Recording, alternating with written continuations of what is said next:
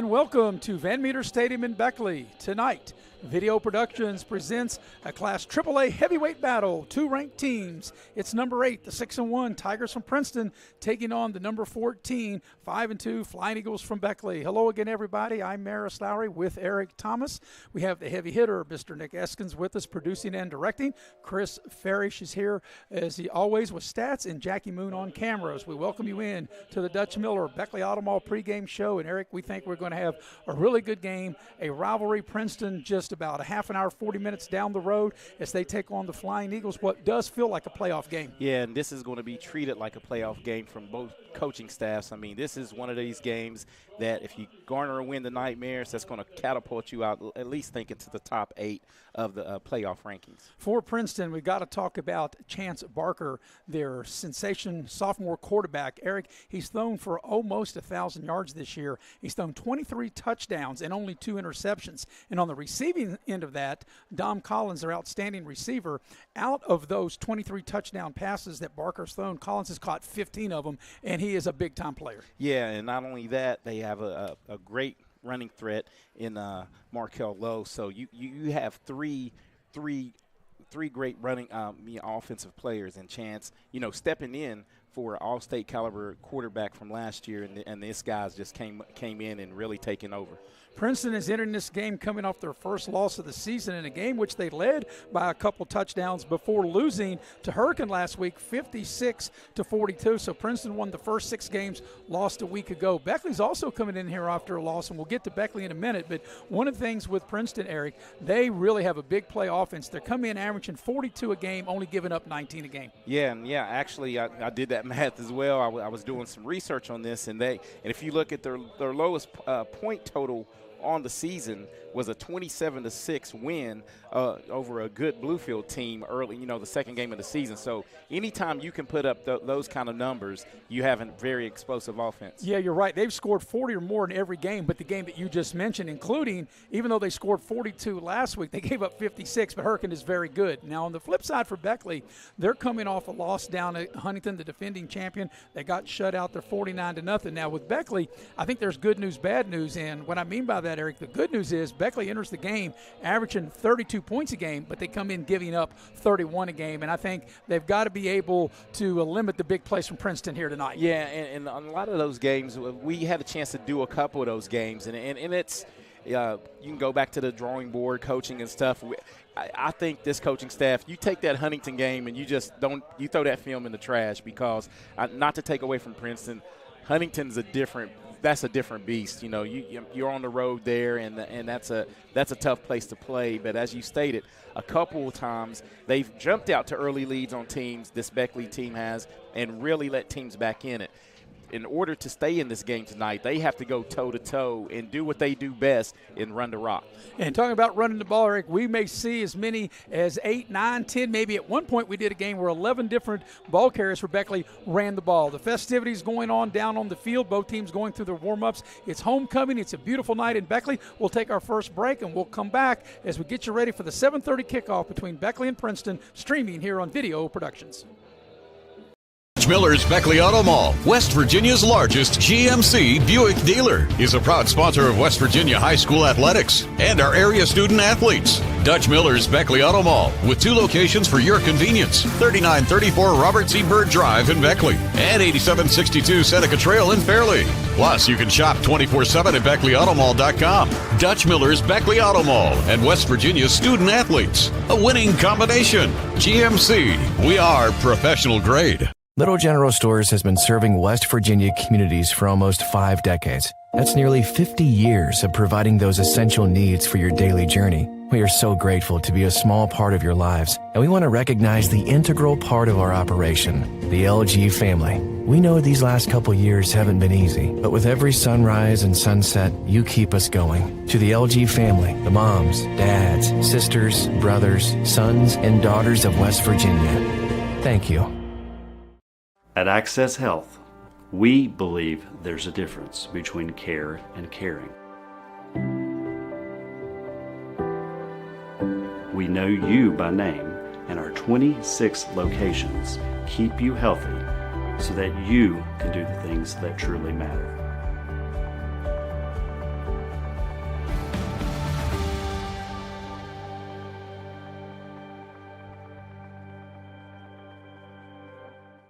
City National Bank, where you can purchase or refinance your home with the no down payment Champion Mortgage. No down payment, no private mortgage insurance, no kidding. Visit your local branch to get started today. City National Bank, member FDIC, equal housing lender. To learn more, log on to mortgage.bankatcity.com. As a former college football player, I realized that sports-related injuries can happen real fast. Hello, I'm Dr. Gross.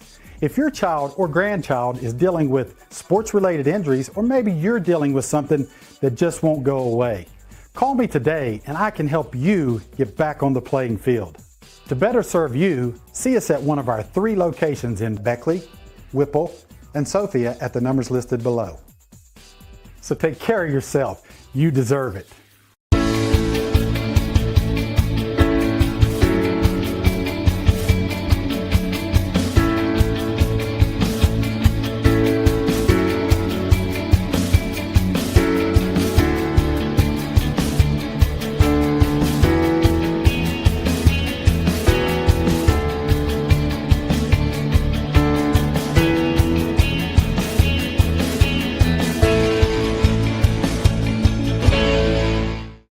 Unlock the money already in your home at City National Bank. Consolidate loans or fund your next big project with a home equity line of credit with a great low intro rate. Visit your local branch to get started. City National Bank, member FDIC, and equal housing lender. Learn more at homeequity.bankatcity.com.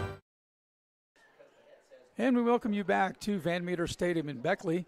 We appreciate all of our sponsors, and one of our sponsors throughout the course of the season is Edward Jones Financial Advisors. You work hard for your money, so when you're ready to retire like I did, you can turn to the professionals of Edward Jones. You can call Heather Cantley at 304-254-9995, or you can reach out to Wayne Rhodes at 304-253-7335. Also, we appreciate the fine folks of Indoor Air. Indoor Air is your Amana dealer, and Indoor Air is a proud sponsor of high school sports.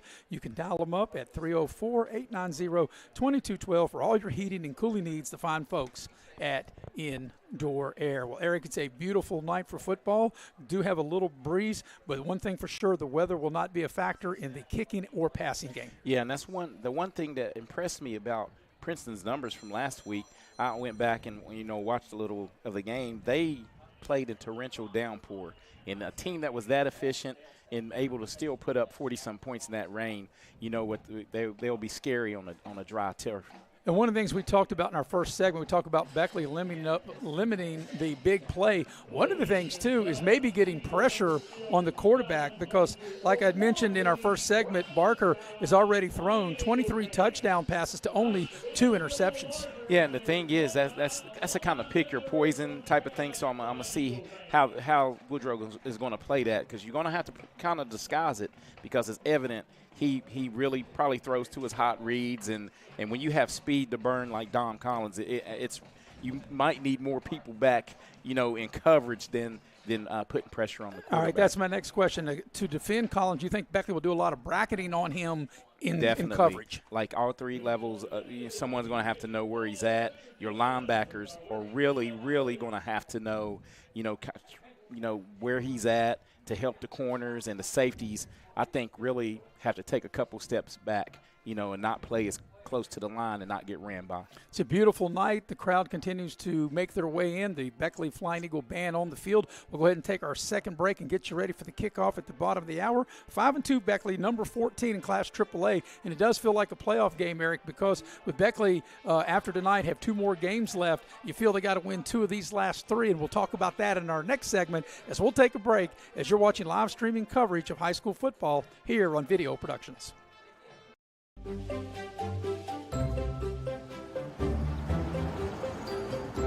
We won't raise your rates just because of an accident. Sure, everyone thinks they're a good driver. But when an accident happens, with Allstate, you don't have to worry, even if it's your fault. It's called accident forgiveness, and it starts the day you sign up. You're in good hands with Allstate.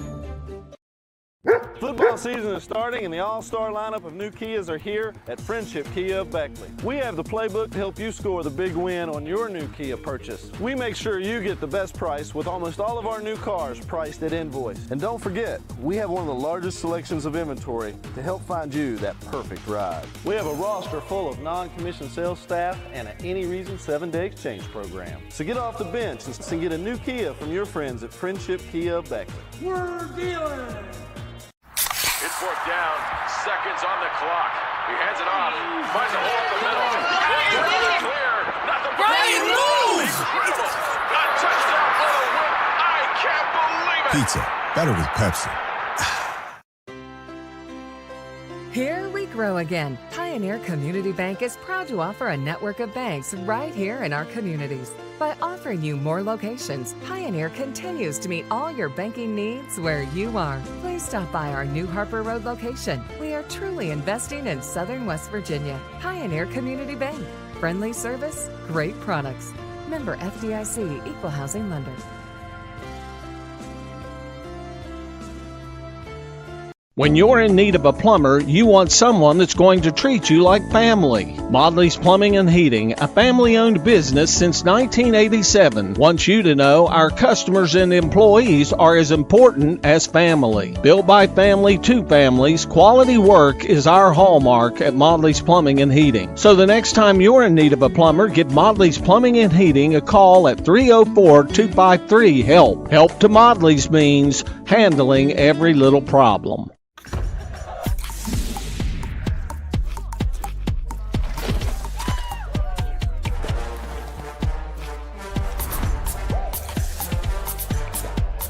Every bite better with Pepsi.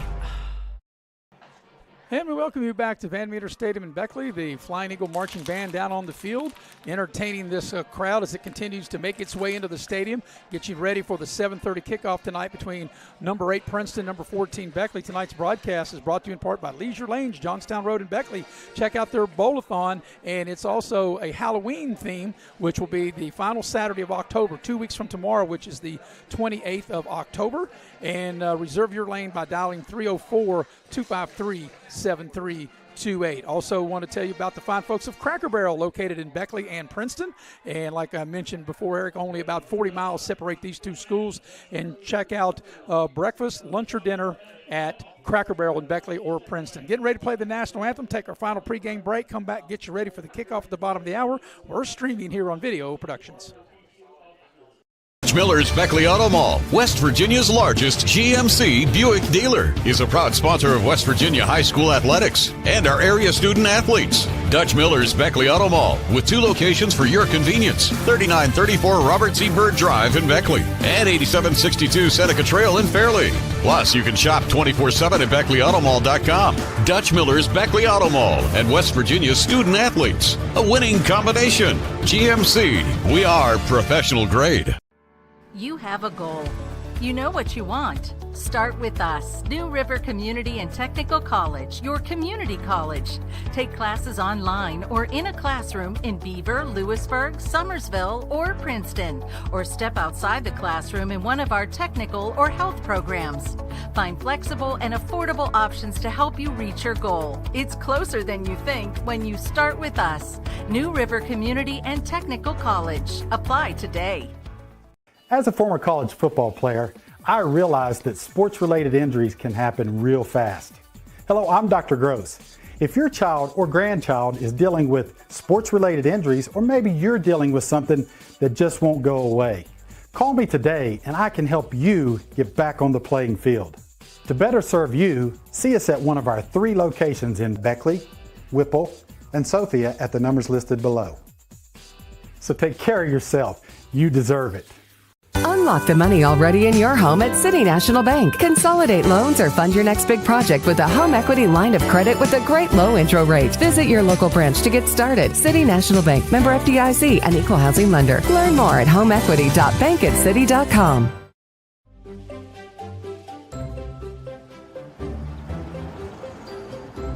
We won't raise your rates just because of an accident.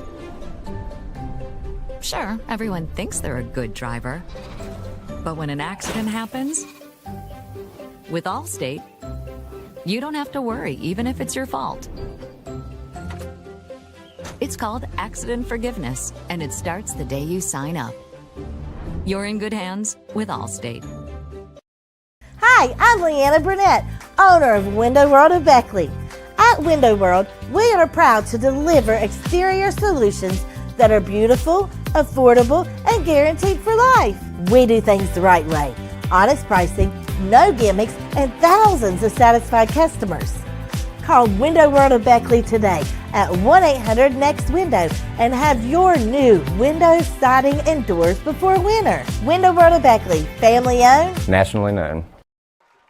And we welcome you back to Van Meter Stadium in Beckley with Eric Thomas. I'm Maris Lowry. Chris Farish has the stats as always. The heavy hitter, Mr. Nick Eskins, producing and directing. Jackie Moon on camera. And Eric, we're about 8 minutes away from getting this game started, which we said on top, it really feels like a playoff game. First of all, we'll look at from the Princeton side. Princeton enters the ball game 6-1, coming off their first loss last week to Hurricane. They are number 8. If they went out, they could finish perhaps in the top 4 and get 2 home games with a win over Beckley tonight. They're off next week, and then they play Greenbrier East for a second time, which they beat East at home 56-7 back on September 29th. They go to Greenbrier East, and then they finish up in a tough battle at Parkersburg South. So if they went out and go 9-1, which would start if they get the win here tonight, I think Princeton easily could finish in the top 4. Yeah, if you get those 3 wins, I think definitely enough points, because you'll get a ton of bonus points for Parkersburg South, if you're able to win that game. And Greenbrier East is another AAA opponent, and then whatever Beckley does down the stretch will benefit Princeton too with a win. And Eric, let me get your take real quick before we talk about Beckley's playoff chances. What is your take of Princeton and Greenbrier East playing twice? Me personally, I don't mind that. What do you think? There's a lot of other teams to play. It's just me. I don't think. Yeah, I don't. And the only reason maybe they did is opposed to having 9 games for each team to make sure they got a 10th game. They might have had to play twice. Well, that way, I kind of understand it. But, man, there's a few teams around you could probably pick up and try to play. I mean, as good as Princeton is, you probably could have picked up a couple, opponents. But it is what it is sometimes if you want to get 10 games, because Bluefield deals with it a lot. I think Graham and Bluefield played twice. And I know Independence the last couple of years have only had 9 games, yes. And they most desperately need a 10th game. And should they fall short this year if they went out, and we'll get into scores in a minute, which they were ahead of man, but should they went out and finish 6-3, yes, they should have taken care of business on the field, but an extra game definitely would have helped them. An extra game would definitely benefit them, because that's those bonus points. And you desperately need those when as close as it's getting now. Now, as we take a look at Beckley, as they enter this game tonight, number 14, and I don't happen to know any idea of all the numbers and the ratings, and I just let that figure out. But I'm gonna make a statement here, and you see if you agree with me. I think Beckley needs to win 2 of the remaining 3 games. Tonight with Princeton, they're off next week, 2 weeks against Oak Hill, and then finish out at George Washington. If they win 2 out of 3, I think that'll get them in the playoffs. Yeah, and you're right. If they need to win 2 out of the 3 just to get in.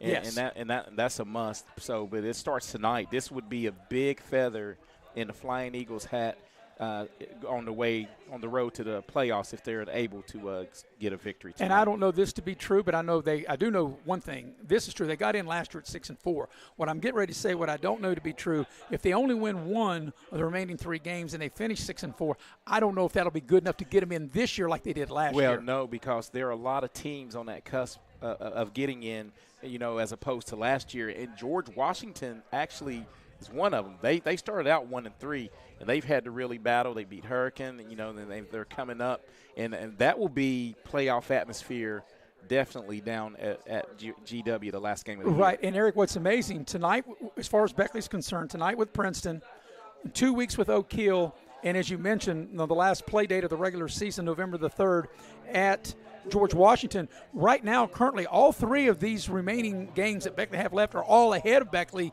in the ratings. Yes. So they feel like playoff games each week. Yeah, everything that they have is right in front of them, and I think they'll be motivated tonight, but the rest of the way to win these games and get in. It's pretty neat how they've turned all the stadium lights off as you look on our screen. And this is Homecoming 2023. They had an excellent homecoming parade yesterday in downtown Beckley. It was a beautiful weather scene for that parade, and then they had as you were telling me, Eric, before we came on the air, they came over to the stadium, and the girls had a powder puff football game, which you said a lot of good athletes out there for those girls. Hey, you know me, I came to the game going, this is going to be, I don't know what it's going to be, but it was very entertaining, and all 4 classes represented. I mean, it was a battle. Well, we got a minute. Let's see if you got some scores. I know most of the games start at 7 o'clock tonight. This game here is at 7:30. We're still about 4 minutes away from the kickoff, is waiting for the teams to come out, but I think you did have an early score on Independence and Man. Yeah, Independence is ahead of Man right now in a must-needed win for the Independence Patriots. They're up 10-0 in the first quarter. Looking at some AAA matchups, a lot of head-to-head ranked teams, and we're looking at the Huntingtons on the road at Parkersburg tonight, and Parkersburg South, aforementioned team you mentioned earlier, they're on the road at number 4 Morgantown, and that game is knotted at 6 in the first quarter. And, Eric, you talk about with all these other teams we said ahead of Beckley, and, you have to say if this happens and that happens, when you're Beckley, you actually do control your own destiny. You have everything in front of you. You don't have to worry about somebody beating somebody else. If you can win what's in front of you, you can take care of your own business and punch your own ticket. Both of these teams. Right. And that's what's good about this. You can't say, well, if such and such had did this, we'd have got in. No, you can handle business tonight. You can handle business 2 weeks from now, and the following week after that, get yourself in. And if Princeton were to lose tonight and even maybe lose another one, I still think they could get in. They would just obviously not be where they want to be. They'd have to go on the road. Yeah, but this Princeton team, and that they're fighting tonight, they think that they deserve and should be at least in the top 8, if not top 4, and host one at Honeycutt Stadium. Well, like I said, if they finish in the top 4, they'd have a chance to host 2 in the top 8. One is Princeton's made their way out on the field. They're across the way. They'll be wearing the blue helmets and decked out in white tonight with the white jerseys and the white pants with the royal blue numbers, waiting on Beckley to make their way through the tunnel. Beckley will be wearing all maroon tonight. As once again, I'm going to say this is homecoming. It's a beautiful night weather-wise. Weather will not be a factor, Eric. Just a slight breeze, and I don't want to anticipate that would affect kickoffs, punts, passing, none of that. No, none of that. As you can look, it's a perfect night for the Friday Night Lights. And it's hard to believe that we are in week 8 of the high school football season, isn't it, Eric? It just seems like you, Nick, and I. We were going around doing the coaches right there in August. It literally just feels like yesterday. It just flies by. Yeah, as we look ahead, next week we'll be in Summersville. We'll have Independence at Nicholas County. In 2 weeks, we'll be right back here in Beckley, and we will have Oak Hill in Beckley. And we're looking forward to that. And then the final week of the regular season on November the 3rd, we're not quite sure what game we will have. The state soccer championships is in Beckley that weekend. And, Eric, if you didn't know, it always was Friday and Saturday. Now it's going to be Thursday and Saturday for the state soccer championships. That would be the 2nd and 4th of November. Yeah, November 2nd and 4th. And that's always a good time, nice festive time to see all the different soccer programs come to the Beckley area and fight it out at waiting for Stadium. Beckley to make their way out on the field through the smoke. Well, let me ask you this, Eric. Put your coaching hat on for a minute. If you are Beckley and you win the toss, do you want to defer or do you want to take the ball to start the game? I think I would take the ball. As far and try to establish, that offensive, get the offensive line going, try to establish, that run game. Yeah, I think that'll be the key for Beckley to win the game. I think they really got to control the line of scrimmage, run the ball, and like I said, they got to limit Princeton to big plays. I mean, you're not going to shut this Princeton offense out or down completely. They know they're going to hit some plays here. You just can't let, if you're Beckley, a 15-yard play turn into a 70-yard touchdown. Yeah, and that's exactly right. You have to, and I keep stating this, it's called tackle in space, and you have to, match the athletes that Princeton has, but you really need to do it collectively. Well, let me ask you this, too. As a player for Beckley, and Princeton really got the better of Beckley in a big way a year ago, how much of that factors in the revenge? Does that factor in at all? I never thought about that ever, like when I played, and that's just me personally. But you never know. I think anytime it's a rivalry game, we see who won the toss here. Princeton's going to get the ball to start the game. Beckley won the toss and deferred. Princeton will be working right to left. Well, here's the thing about it, See, I'm 0 for 1 already. Yeah. Well, here's the thing, too. I mean, there are players on both teams that are playing in this game tonight that maybe didn't play in the game last year or played in the game last year, not playing here tonight. And what happened last year is it's a new year in the game here in Beckley, and we're moments away. What we think is going to be a really entertaining game. Yeah, I think this is going to be one of those that's worth the price of admission. It looks like Princeton has a great crowd, that drove the short trip up the interstate and expecting their team to come up here and get a victory. Yeah, Princeton just 40 miles south of Beckley. Very easy trip as the Flying Eagles get set to tee it up between the hashes on the 40-yard line. And we're moments away from getting the ball game underway. As teeing it up will be Tyler Radford, a 5'8", 135-pound sophomore.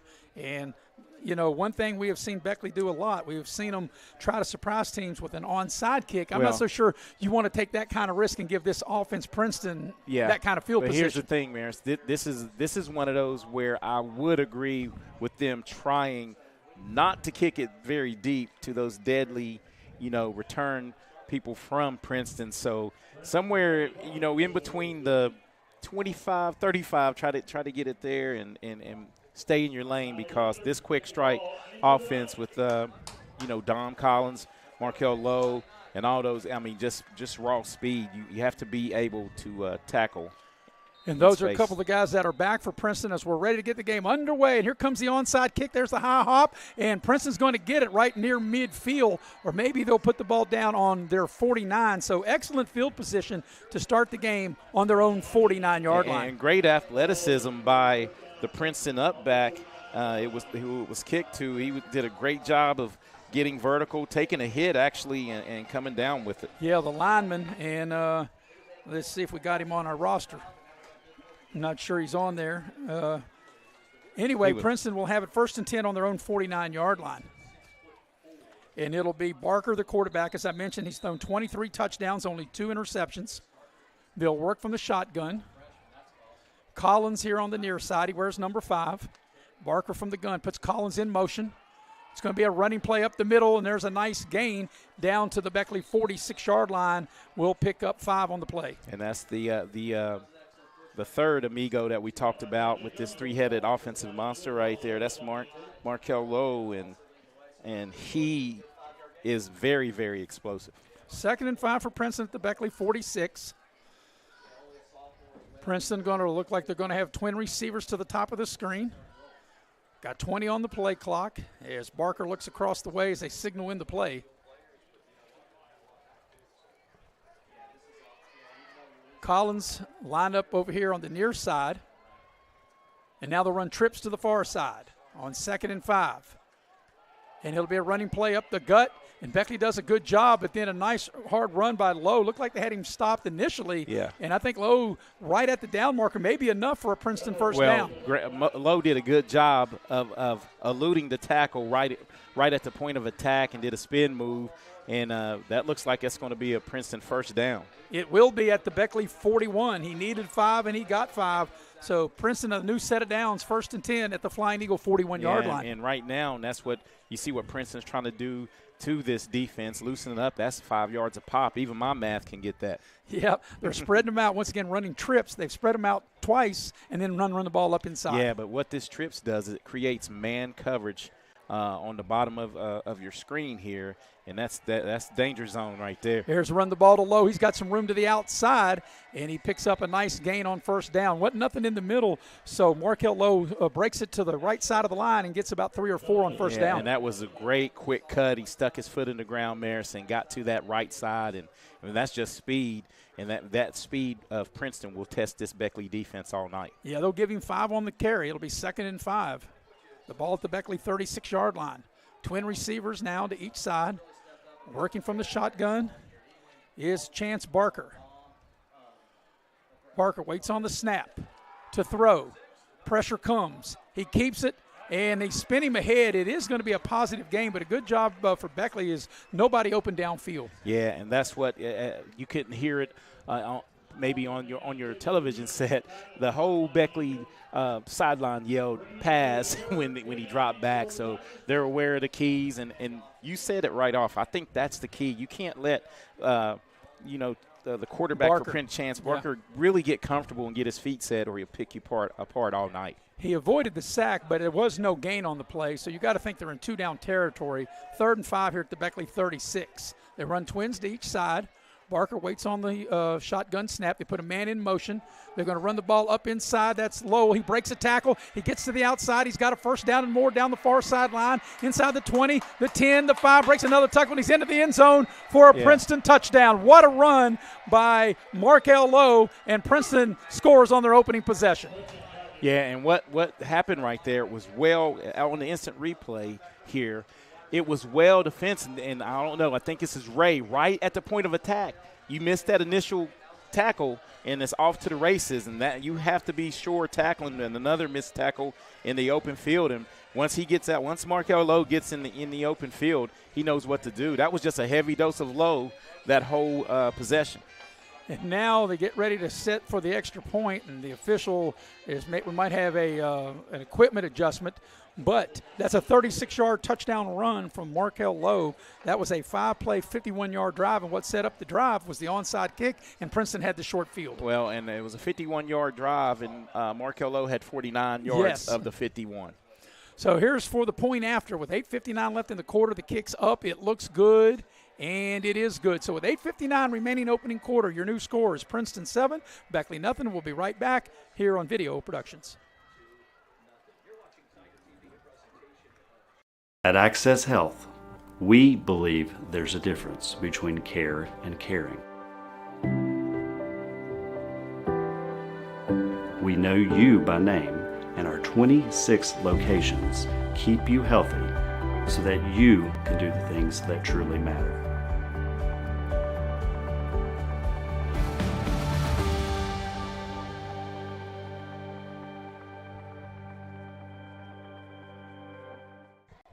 Welcome back to Van Meter Stadium. Princeton, they go 51 yards in 5 plays. They get a 36-yard touchdown run from Lowe, the PAT good. With 8:59 remaining opening quarter, Princeton up 7-0. Your scoring recap brought to you by Pepsi of Southern West Virginia. Nothing tastes as good as an ice-cold Pepsi, the nice blue can of Pepsi. So now, Eric, it'll be Beckley's turn, and if you're Beckley, that's not the way, obviously, you wanted to start. But I got to believe that, like I said, when you're playing this team, I know you don't want to give up the big play on the kickoff, but still giving this offense the ball where Princeton got it. And they were able, as you said, Lowe able to do work. He picked up 49 of the team's 51 yards on that drive. 51, and you know, I'm not in the, I don't question, coaching. Right, I'm not questioning. I'm just saying that's just where explosive offense, shorter field. Yeah. Yes, and this is where I think I haven't really studied how Princeton kicks off, but this is where the Beckley offense really has to get going. It has to, create some. Well, Princeton's going to do the same, and Beckley's going to have great field position as they try to squib it, and Beckley will recover it. So apparently that, and we've seen a lot of this in the games we've covered, Eric, and apparently coaches don't think they've got players that can cover it, but Beckley's going to have great field position on their own 45. Yeah, and this is where the Beckley offense can thrive, good field position, but the key is up front against this defense of Princeton. Princeton does rotate a lot of, new faces are on the defense. So let's see Beckley's. We'll see what Beckley will do. As the quarterback will be Devin Richardson, a 6'2", 185-pound junior. And now the referees are calling for time. I'm not really sure. Looks like another equipment. Yeah, one of the Princeton players might have to come out of the game, at least for this first play. There's 8:59 remaining opening quarter. Princeton scored on their first possession. They lead the game 7-0. Richardson will work from the shotgun. And that was the Jordan Takes Cooper. The snap. They'll run the ball straight ahead. Not much sledding there. I believe that was Connor Ray and just nowhere to go. Yeah, Princeton stacking the box. Or was up that? To the task. Yes, that was Connor Ray and just nowhere to run. It'll be 2nd and 10. So let's see what Beckley will dial up. 2nd and 10 on their own 45-yard line. 8.5 remaining opening quarter. Princeton scored on their first possession. A Markel Lowe 36-yard run. Point after was good. Princeton leads 7-0. Beckley will run twin receivers to the near side. Richardson from the gun takes the snap to throw. Throws short. It's caught for a short gain, and that's Redfern as he falls ahead just shy of midfield, about the 48-yard line. Will bring up 3rd down. Yeah, but I like the play call right there, trying to, get the ball in the hands of another Beckley playmaker in Elijah Redfern, and it's good to see that young man back out participating these last couple of weeks. They'll give him 4 on the play, make it 3rd and 6. And this is a manageable third down here, 3rd and 6. Let's see what Beckley will dial up. They'll run twin receivers here to the near side. Richardson out of the shotgun. Takes the shotgun snap to throw, going deep. Got a man out there. It's overthrown. They had a man wide open, and that was Elijah Waller. And if that ball was laid in there, Eric, that would have been 6 as we watched the replay. Just a little too much zip on this. Had the right play call dialed up. Just a tad too strong right here. And this is where I think Beckley struggles a little bit right here in this down and distance, because to punt it right now, you don't want to give up a block or a quick punt return. Look for him to go for it, or have a nice little pooch here by your. Or maybe try to draw Princeton off sides and make it 4th and 1. It's 4th and 6 now, and they are going to kick it. And it's going to be a nice kick, end over end. Going to hit at the 20, take a big Beckley bounce. It's going to roll down just shy of the 10, and Princeton will take over at the 12. So Beckley had an opportunity, which would have been a touchdown. They're not able to cash in. Yeah. So Beckley will go 3 and out, and Princeton will get its 2nd possession on offense. And that's one of those you have to cash in, your opportunities when you get it against this defense. And like we've stated in previous Beckley games, this is a big 2nd possession right here. If you can maybe flip the field, get some, get Princeton maybe a 3 and out, and try to get the ball in a better field position. So Princeton will take over on their own 12-yard line. Barker, the quarterback. They'll run twin receivers here to the short side of the field. Now they put a man in motion. And we got a whistle. I think we're going to have a false start as they blow the play dead. Or a timeout, one or the other.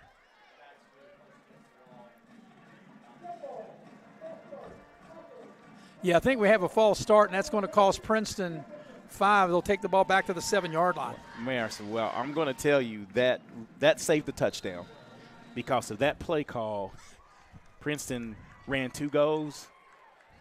Everybody was focused on the motion, and right up the seam, it would have been 6. So the ball back to the 7 makes it 1st and 15 for Princeton. 7.5 remaining opening quarter. And right at the shadow of his own goal line is Barker, the Princeton quarterback, waiting on the shotgun snap. Takes the snap, be a running play, and Lowe gets back maybe the penalty yardage. Good hard run as he crosses the 10 and gets back to, I think, the original line of scrimmage back to the 12. Yeah, Marco Lowe does a good job of yak. Those yards after contact, he doesn't go down on the first hit, and they list him at 5'11", 175, but he runs a lot bigger than that, than that. Yeah, he runs really strong. He's got good speed, too, very cagey runner. So he gets back to the original line of scrimmage to the 12, make it 2nd and 10. And now Barker looking back over to the sideline. Maybe they're changing the play. Princeton goes with twin receivers to each side. They got 10 on the play clock. Now they put a man in motion.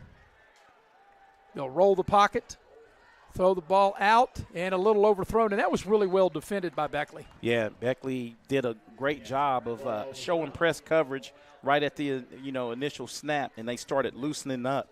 And this is what you have to do. You have to get the quarterback to try to throw it in tight windows. And this is if you're Beckley, this is a must get off right here. Yeah. You can't give up a 3rd and 10. Those are backbreakers. And Beckley has had trouble with 3rd and longs in previous all season long. Right. So this is, like you said, Beckley's defense really has to get off the field here. And we'll see as it is a 3rd and 10 for Princeton on their own 12-yard line. They've got trips stacked to the far side, and they got twins, so they'll go empty. They run a lot of screens. They may screen it here. We'll see what they do to throw. A lot of time for the quarterback. Got a man open, and it's not made. They don't make the connection. It's incomplete. The ball was a little short-hopped, trying to get the ball to Wyatt Klein. Yeah, Wyatt Klein was definitely open and just missed him. That was a great pitch or play call, but the throw was just a tad short. So that'll bring up 4th down and force Princeton to punt out of their own end zone. Beckley should get excellent field position if they handle the punt cleanly. And And they'll have Waller will be back as one of the deep men. He's actually the deepest of the two, standing at about his own 41-yard line. And Princeton will be kicking out of their own end zone. There's the snap. There's a kick. Pretty good kick. Definitely returnable. Yes, from the 45. Waller crosses midfield. He's got some room. Takes it to the outside. He's inside the 30, down the far sideline, and run out of bounds at the Princeton 25-yard line. So there's a big play for the Beckley special teams. And a short field, in the defense. Hats off to Beckley defense. But I like the patience of Waller right here on this instant replay brought to you by Little General. And he just did a great job, Mares, of not overrunning the blocks and really setting Beckley up in prime offensive position here. They'll put him down at the Princeton 26-yard line. It'll be 1st and 10 for Beckley. And as you said, a short field and very nice return by Waller. So let's see what Beckley can do. Now they're going to go to their tight formation. Richardson will work under center now. They'll put a man in motion. They'll run the ball up inside for a very short gain. Let's see. They'll get the ball inside the 25, maybe to the 24. Favorable spot there. 23, yep. That was a favorable spot for Beckley, and you'll take that with this offense, dude. You will take 3 to 4 yards a carry because, anything for Beckley inside the 50 is 4-down territory as we've grown accustomed to. Yeah, and you're right, because you got to be thinking touchdown. Even though Beckley has the field goal kicker to make it, you got to be thinking touchdown you here. have to match. Yes. A team coming in averaging 42 points a game. You've got to score touchdowns. You have to get 7, not 3s. Put the ball to 23. 2nd and 7, up under center Richardson. It's a running play, and that's a good tackle by Princeton. That was Markel Lowe coming in. Yep, I think that was Ford that carried the ball that time. Yeah, that was Ford. Bryce Ford was upended, and that was a great tackle by Lowe because he was the last line of defense, so that was going to be a big gainer right there for Beckley. So he'll get the ball to the Princeton 21. They've got to get the ball to right at the 16-yard line of Princeton to keep or to have a first down. I'm sure obviously 2 plays in order to do it. Okay, this is the formation right here where you look for Redfern on a post. Out of the gun. Here's Richardson to throw. He's got time. Goes across the middle, as you mentioned, a post, and he missed him. It actually wasn't Redfern, but they did have the post to Waller, and it'll be 4th down. And now if you're Beckley, you may attempt a field goal here. Well, looks like the quarterback is shaken up. I didn't watch the back end. As you can see, I think he took a shot right here. Yeah, right in the chops right there. Yeah, he's shaking up. He's down on the knee. And I'm not sure who the holder is as while they attend to him. Eric, let's see if you've got a few scores. Yeah, I mean, this is a big thing in the game because, Devin Richardson has been a key cog to this offense the way he's played quarterback early on. And you were right. They were trying to get the ball on the post. It wasn't Elijah Redfern. They were trying to get it to Waller, and they had the right play dialed up, but they couldn't make the connection. Yeah, and looking at some of your AAA scores, you have Bridgeport coming in at number 6 on the week, hosting Preston County, and they're up 26-0 in the second quarter. And Parkersburg at Morgantown, that score is still knotted at 6 in the first quarter. So it'll be field goal time for Beckley. It'll be Tyler Radford. And they're going to put the ball down at the 27-yard line, make this a 37-yard field goal attempt for Beckley to get on the board. From 37 yards out on the far side hash, there's the snap, the kick. It's partially blocked and no good, and Princeton will take over. And, Eric, you got to feel for Beckley. That was a golden opportunity to have a first down at the Princeton 26, and it came away empty. Yeah, and that's a big win for that Princeton defense after giving up a nice punt return by the Beckley special teams, and to come up empty, that really that deflates that Beckley offense just a little bit, and you have to really bounce back right here if you're Beckley and go toe-to-toe because you can't afford to go down 2 scores. So on the missed field goal, Princeton will take over. They'll have the ball on their own 20-yard line. This is their 3rd possession. Princeton leads in the game 7-0, 4:54 remaining opening quarter. And they'll run trips here to the short side of the field. Barker, the quarterback, waits on the shotgun snap. and he's going to keep it himself, and he'll be able to get the ball out to the 25. A nice gain on first down. Yeah, a good job by Chance Barker right there, pulling, because they get a heavy dose the first 2 possessions of Markel Lowe, and you catch those ends and those linebackers crashing down, and a great play and a great pickup. It'll be 2nd and 5 coming up for Princeton. 4.5 to go opening quarter.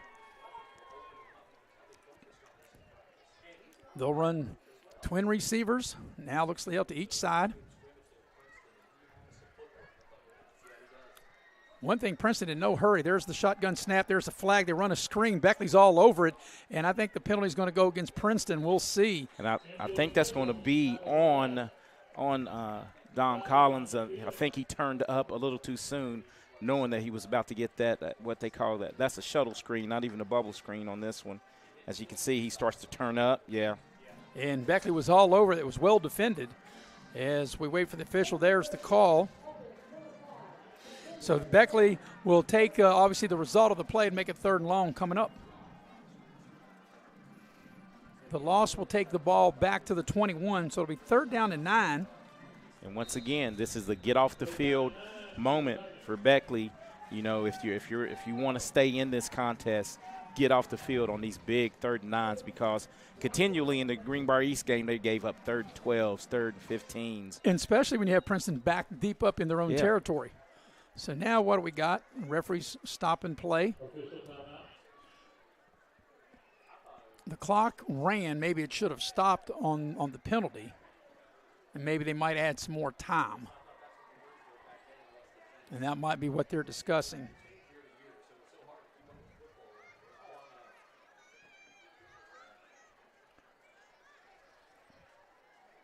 But it looks like whatever they're discussing, Eric, they got it figured out. And now the clock continues to run.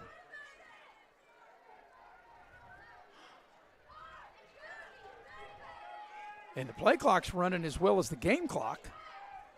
And now we're set, ready to go. 3rd and 9. Man comes in motion. Pressure comes. They throw the ball short, and it's caught, but way short of a first down. As once again, as I said early on top, Beckley's got to bring pressure, and they do.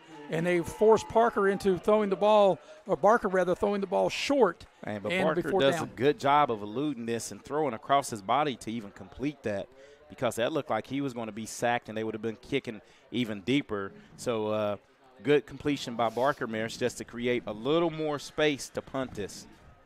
Yep, and once again, Beckley should get very good field position. And now I don't understand. They gave it a catch. I understand why the clock stopped, because he caught it of where they moved the ball at, I do believe. And then maybe not. I guess they called it incomplete. Yeah, Well, now the clock's running. Yeah, it went on the ref. The ref blew it dead right there. So here comes a 4th down punt. That's a nice punt. It is returnable from across the 40, up over the 45, crosses midfield. Here on the near side, there's some running room. Waller, a flag down, another flag down. Oh. So there's 2 flags, and they're both thrown in the same area, and we'll have to sort this out. Well, where they're thrown, that looks like a hold on Beckley or clip, but right at the point of when Waller turned the corner, I saw one flag come out, and it looked like may have grabbed the face mask right. Well, let's see. Nope, just brushed it. I'm blocking the back on Beckley. And that's big. Yep. So Beckley will keep possession, but they'll have good field position, just not quite as good as they would have had without the penalty. Yeah, and that's just one of those early mistakes, and that's drive killers before the drive even starts. So, Eric, for Beckley here on their 3rd possession, it's still excellent field position. Their first drive was on their own 45. Their second drive started at the Princeton 26, and this will start now at the Princeton 48. So I'm going to use a basketball term because, you and I both, we cover basketball as well. The pace of the game right now, even if you're losing in your Beckley, is in your favor. And Beckley tries to run the ball up the middle, and there's no running room there. Princeton shuts that play down as Connor Ray, just no lane to run, and that will be no gain. Princeton's winning the line of scrimmage up front. Beckley's not been able to get a good push. And in order for Beckley to be effective in their offense, they have to control that line of scrimmage. And right now, they're just not getting any push. 2nd and 10 for Beckley at the Princeton 48. Princeton up 7-0. 2:15 and counting opening quarter. Twin receivers to the top. Richardson to throw, got a man in the flat. It's caught, Waller, and Princeton's all over it. It's a short gain, but they do make the connection, and they'll cross midfield to the Princeton, looks like maybe the 46-yard line, maybe the 47. Let's see where they put him down at. Now, I think that's going to be a 2-yard completion. Yeah. After all the dust settles, that's a 2-yard completion. But, that was predicated on the pressure from Princeton. Richardson had to get rid of it quick. So it's 3rd and 8 coming up. You're right, as only a 2-yard pickup on that connection at the Princeton 46-yard line. So 3rd and 8. Twin receivers here to the near sideline. Richardson in the shotgun. Takes the snap to throw. Sets in the pocket. Delivers. And it's intercepted. Is it? Yes, I believe it is. The ball went right through the hands of Elijah Redfern, and Princeton there able to pick it off. And Princeton gets the turnover. Yeah, that's one of those got-to-have completions. This is a dart. That was intercepted by Garrett Mays for Princeton, Marison. And as you look at this, ball was delivered under heat, and that is one of those that Elijah Redfern would love to have back. But now you just got to get up and stand up here on defense because of the turnover. So Princeton on the turnover on the interception will take over on their own 29-yard line. It'll be 1st and 10 for the Tigers.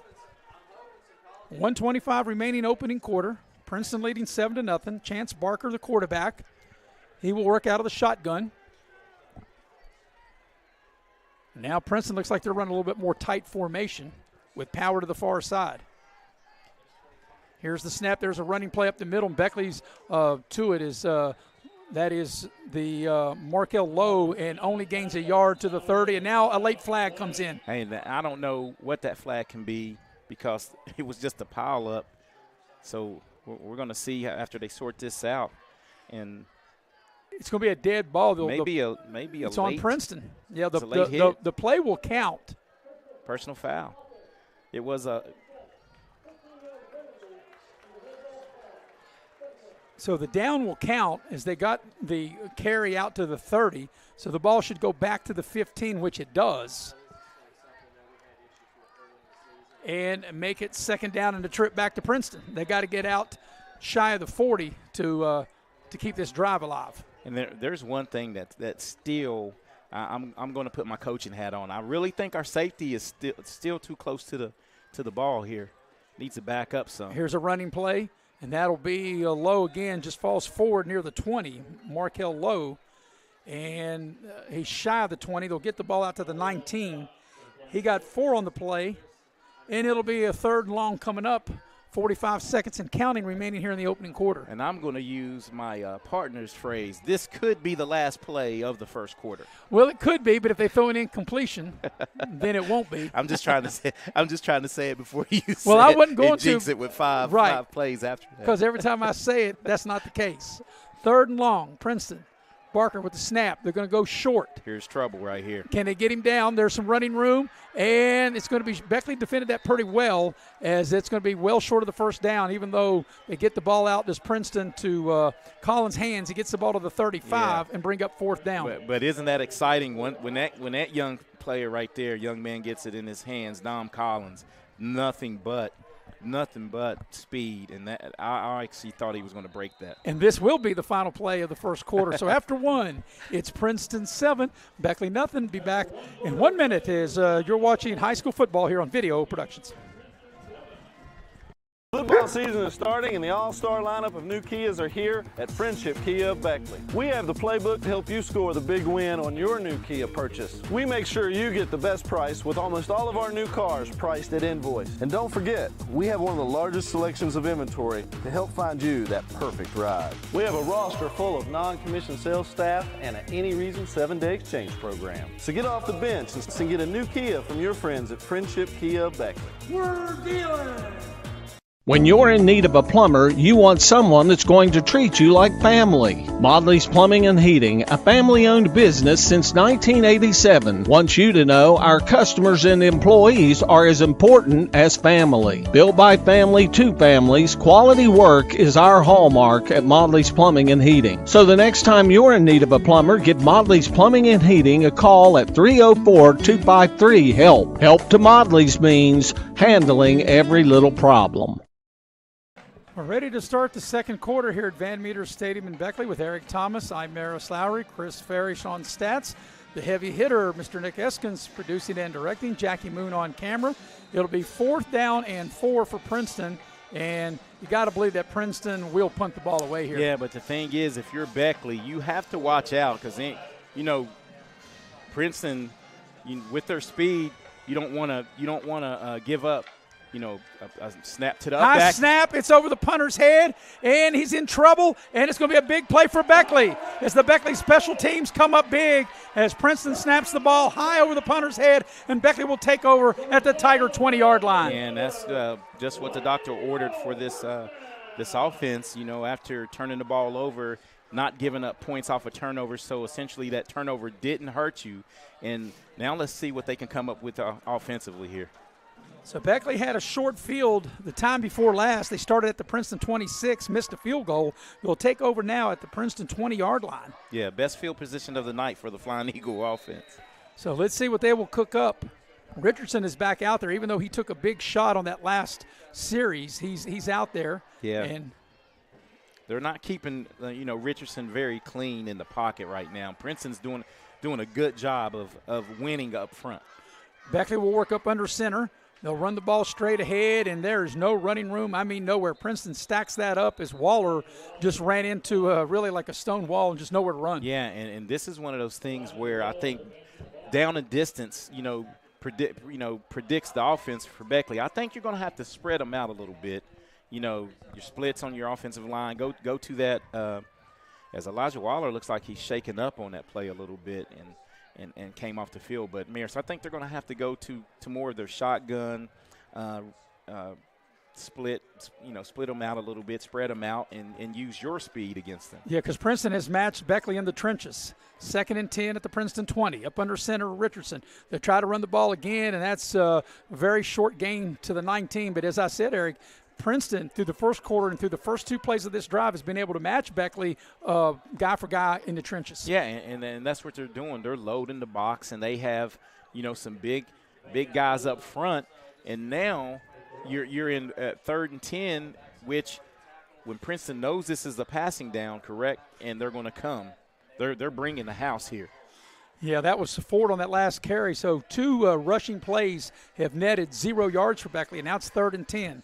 Twin receivers to the top of your screen. Richardson from the gun. Takes the shotgun snap. Has time. Going a corner route to the end zone. Got a man out there. It is caught for the touchdown. Elijah Redfern. What a well-thrown ball as Devin Richardson put the ball only where it could be, because that was pretty good coverage. And a beautiful throw by Richardson right into the hands of Elijah Redfern. And Beckley's an extra point away from a tie. But the key to that was picking up that front from Princeton, and he throws a dime. The ball is lost, in the lights by the defender there, and Elijah Redfern's able to make the catch, and if Beckley can tack on this extra point, we'll be tied here. So Beckley takes advantage of a miscue by Princeton. The extra point is up, and it looks good, and it is. So with 10:25 remaining in the first half, your new score, Beckley 7, Princeton 7. We'll be right back here on Video Productions. Game is sponsored by Brian Helton. Brian is running to represent you in the state senate. Brian is the conservative choice for Raleigh, Wyoming, and Fayette counties. He is pro-life and supports our Second Amendment rights. Brian Helton will work hard to make it happen. Paid for by Helton for West Virginia. Kayla Kessinger, treasurer. Welcome back to Van Meter Stadium here in Beckley, and the Flying Eagles take advantage of a special teams mishap by Princeton, and Beckley, Eric, able to go 20 yards in 3 plays. They get a 20-yard touchdown pass from Richardson to Elijah Redfern, the PAT good, and we got a new game tied at 7 with 10:25 remaining here in the opening half. Your scoring recap brought to you by Pepsi of Southern West Virginia. Nothing tastes good in a blue can as Pepsi. And the thing you have to be proud of if you're Beckley, you turned the ball over. held them on downs, and forced a miscue and finally cashed in. And if you're Beckley, you've lived in Princeton's side of the field this whole first half. Now, the last time when Beckley kicked off, which was to start the game, they onside kicked it, and it led to Princeton's first scoring drive. And I'm not sure, and I said that on top, as good offense as Princeton has been, and what's been the difference when Princeton's had that good field position, they scored. Yeah, the other times when they haven't had the field position, they haven't scored. Yeah, but I don't know if I'm kicking it deep. But you got to find a happy medium. I'm not kicking it deep to Dom Collins or any of their deep backs, Markel Lowe. So you're trying to pooch it maybe in between the 25 and the 30. If you kicked it out of bounds, they'd get it at the 35. Yeah, correct. And that would be better than giving the ball. If you're Beckley, 100%. then give the ball to Princeton up at midfield. Yeah. So we'll see what they do. Like I said, anytime a team comes in averaging 42 points a game, you have to make them drive the length of the field and not give them any gifts of giving them a short field position. So tied at 7. Here comes the kickoff, and it will be an onside kick. They take a big bounce, and Princeton will get it across the 40. And Princeton will have, once again, excellent field position to start this drive. Wow, that was very close to being caught by Elijah Waller here. And matter of fact, I think he short arms it. He had just as much right to that ball as the Princeton offensive player. And that was a but see, they're scrimmaging here, what, at the 42? 42, yeah. So Princeton will start this possession on their own 42-yard line. Game tied at 7. 10:25 remaining till halftime. So here's a different defensive alignment for Beckley. They've gone to 2 safeties high, where they've been playing A.J. safety high, and wherever Dom is, that's bumping the coverage here. So here's what Princeton to throw. They'll throw the ball short in the flat, and Beckley's all over it, and that's going to lose back inside the 40, back to the 36-yard line. And that's what you want if you're Beckley. Get them behind the chains and get them off schedule because – as explosive as they are, you need to, control the down and distance of this offense. Yeah, they'll put the ball down at the 37. It'll be a loss of 5. It'll be 2nd and 15 coming up for Princeton. So right now, we said on top it was going to be a Class AAA heavyweight battle, and right now we haven't been disappointed. Yeah, and as you stated, this is one of those games. It's playoff atmosphere because whoever wins this game is sitting pretty. Princeton trying to throw the home run ball. Got a man out there, single coverage, and good defense by Beckley as running step for step was Elijah Redfern. He was running with the Princeton receiver that time, trying to get the ball to Brad Mosser, and good coverage down the field. Right here, I hope the cameraman can keep up with this because Elijah Redfern does a good job of finding the football, looking back, and that's textbook how you play a defend the go route right there. So it'll be 3rd and 15 coming up for Princeton. They try to hit the home run ball on that second down play. Yeah, but right here is where they like their screen game because they were able to get it to Dom Collins on on the possession before the punt miscue, and he was able to pick up 9 yards, almost pick up the first down. So you have to be aware of where he's at. Twin receivers to each side.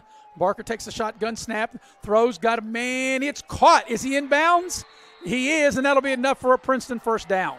That was a laser on the far side inside the Beckley 45 all the way to the Beckley 42-yard line. And that was a great play by Dom Collins, and what a great pass here by Barker. Chance Barker threads the needle over the cornerback underneath the safety. Safety's just a little late getting there, and that moves the sticks right here, and the Princeton offense is cooking here. Like I said, that was a laser. What a beautiful throw and a nice catch and a first down as Princeton converts on 3rd and 15 for a big play from the Beckley 42, first down. They'll throw the ball short in the slot, and that's going to be a minimal gain inside the 40. That's Mosser, and he falls forward to the Beckley 39. Yeah, it looks like, a 3-yard pickup. Yep. And good job from the corner, Elijah Redfern coming up, making good contact. But it only takes one play to get an explosive offense rolling. And picking up that 3rd down was huge for Princeton for 2 reasons. They flipped the field because Beckley pretty much lived on their side of the field, and now they're able probably to run their offense a little more freely here. The playbook opens up when you're on your side of the field. Under 9 minutes for the half. Princeton on the march. 2nd and 7 at the Beckley 39. Dom Collins is in the slot, man-to-man right here. They got the safety over top of him. Shotgun snap. They're going to throw the ball short, and it's incomplete. Looked like they had a middle screen set up, and that will be an incomplete pass and bring up 3rd down, trying to get the ball that time to Collins right in the middle of the field. And I'm glad he did not catch this because he had a lot of running room after the catch. Well, if you're Beckley, I guess you're glad he didn't catch it. If you're Princeton, you hope that he did catch it. So it's going to bring up 3rd down. And, Eric, I got to think this might be 2 downs to pick this up if you're Princeton. You know, once Princeton has flipped the field, you know, this is with their offense, 2-down territory. Beckley jumped off sides, it looks, and that's going to make this 3rd down a little more manageable for Princeton. As right in front of the ball, you got to watch the ball, and it looks like Beckley jumped into the neutral zone. I didn't see anybody from Princeton move. Did you? Not at all. Just a good hard count by Chance Barker. Yep. And that's huge because now you can really you can run for this 1st down because Princeton is probably averaging five yards, a pop based on that first possession. Well, also on 3rd and 2 now, you can take a shot in the end zone, and if you don't hit it, come back and then go for it on 4th down. Yeah, that's right. Yeah, the whole playbook is wide open right here. So that's a big penalty. The ball goes down inside the 35 to the Beckley 34 and make it 3rd and 2. You got a man comes in motion. They're going to run the ball. Spinning move. Got a 1st down inside the 30. What's a great job by Markel Lowe. I'm very impressed with his running style. Yeah, and you know what he does? At the point of attack, you never get a good shot on him. And he does a good job of spinning away from contact and picking up the 1st down. So that'll move the sticks. Another package it down for the Princeton Tigers. Inside the 30 at the Beckley 29. 8.5 and counting here in the first half. We're in a 7-7 battle, and as we talked about, Eric, we felt this was going to be like a playoff game, and thus far it's been played like a playoff game. And right now, for both sides, miscues and whoever makes the fewest penalties in key situations, and now Beckley's up 2-1 in penalties in key situations. Barker to throw. He's got time. Surveys the field. Now he's got room to run, and he'll tuck it under. He's got a nice gain as he makes a guy miss, and he falls down inside the 20. And that should be enough maybe for another Princeton 1st down. But that was a nice play. When everything else failed, Barker able to tuck it up under and get good yardage on 1st down. And he was able to use the old ball fake right here to keep the defender at bay and pick up 9 yards. It looks like they're going to spot him just shy of the 1st down. Yeah, the ball, the line of scrimmage was the 29. They're going to put him right at the 20. So he'll need a full yard. It'll be 2nd and 1 at the Beckley 20. Princeton scored first. Beckley came back and got it even. Man coverage at the top of your screen. Princeton trying to regain the lead, putting a man in motion, 2nd and 1 from the Beckley 20. It'll be a pitch here, and Beckley does a good job. They stack it up. That might lose a yard or at least no gain, and maybe take the ball back to the 21. And it was a good solid tackle for Beckley you're right on top of it, Mayor. Say they lost 1 yard there, but great penetration and good contact to get Lowe down. So 3rd and 2. That was Lowe that carried the last time for Princeton. 3rd and 2. Beckley almost jumped off sides there on that hard count again. Plenty of time on the play clock, 18. Twin receivers to each side. And Lowe will get the carry. He's got some running room. He's got a 1st down and more inside the 15. Breaks a tackle and gets all the way down to looks to be the Beckley 12 and another 1st down for Princeton. Yeah, good job of spreading them out and running right where Beckley was thin at the line of scrimmage. And once Lowe gets on the 2nd level, he's just a tough guy to bring down. So under 6.5 for the opening half in a 7-7 game. Princeton has it 1st and 10 at the Beckley 12. Right now, we talked about Dom Collins, and he really, for the biggest part, Eric, hadn't been a factor. The main factor has been Markel Lowe running. Here's Barker on the move. Looks, throws, end zone, and it's incomplete. And there was just a bunch of players on both teams. That was hard to fit that in there. Well, what Beckley's scouting report this week was probably don't let number 5 go off because he's coming off of a game against Hurricane, a highly ranked team where he had 10 catches, 175 yards, and 3 scores. So right now he's got one catch, I think two maybe, and one for 9 yards on that 1st down pickup. And that's not the play. If you're Princeton, you want 2 receivers in the same spot. Yes. Beckley had 3 defenders to Princeton's 2 receivers. So it'll be 2nd and 10 for Princeton at the Beckley 12. Barker waits on the shotgun snap, takes it to throw, looks, throws on the far side. It's caught. and they pushed him back, but the forward progress, he's going to be very close to first down. I don't think he got it. I think he got the ball to the 3. Depends on where they put him down at. They actually were not going to give him the progress. And they were moving the ball back. He actually caught it almost right at the sticks. Well, yeah, they actually they actually spotted the ball where he was tackled at finally, not where he actually received the ball. So they put the ball down at the 7 rather than maybe about the 3. So they can get a first down without getting a touchdown. And they'll hand the ball. Nope, it's a fake into the end zone, touchdown. That was a great play fake, as that was Garrett Mays that got open. They faked the handoff to Markel Lowe, and now Barker able to make the connection to Mays. That's Barker's 24th touchdown pass of the year. Yeah, and with only, 2 interceptions? Only onto 2 interceptions. That's a great ball fake, because I thought they were going to hand it off. It froze the Beckley defenders, and then a strike right there to Mays, open in the end zone for the Princeton touchdown. The big tight end sold it like he was going to block and just creep behind the line of scrimmage. The linebackers, and caught him a touchdown. That was a 12-play, 58-yard drive. And with 5:13 left in the half, Princeton's regained the lead. They lead 13-7 as they set up for the PAT. And now they've got another issue with a player coming off and bringing another one on for this extra point. And all of them have been equipment issues. I wonder what's. So here's Princeton trying to tack on the PAT.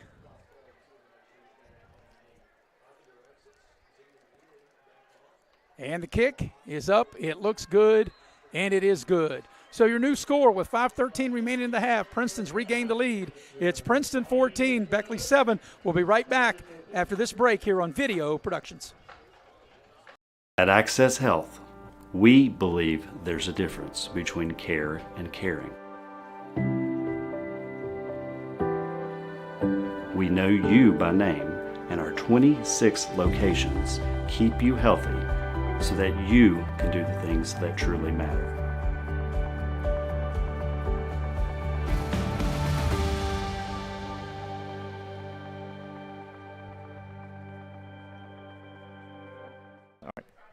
Scoring recap is brought to you by Pepsi of Southern West Virginia. Nothing tastes as good as an ice cold Pepsi. Princeton, Eric, able to go 58 yards in 12 plays, and they get the go-ahead score, which was a 7-yard touchdown pass from Chance Barker, his 24th touchdown pass of the season, as he is able to hit Garrett Mays for the touchdown, and Princeton with the point after leads 14-7 as Princeton gets set to kick it off.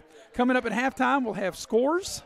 We'll recap this. Have a special halftime guest, Eric, a former Beckley football player, Marshall University grad, and now attending The Ohio State University. You might actually know who I'm talking about.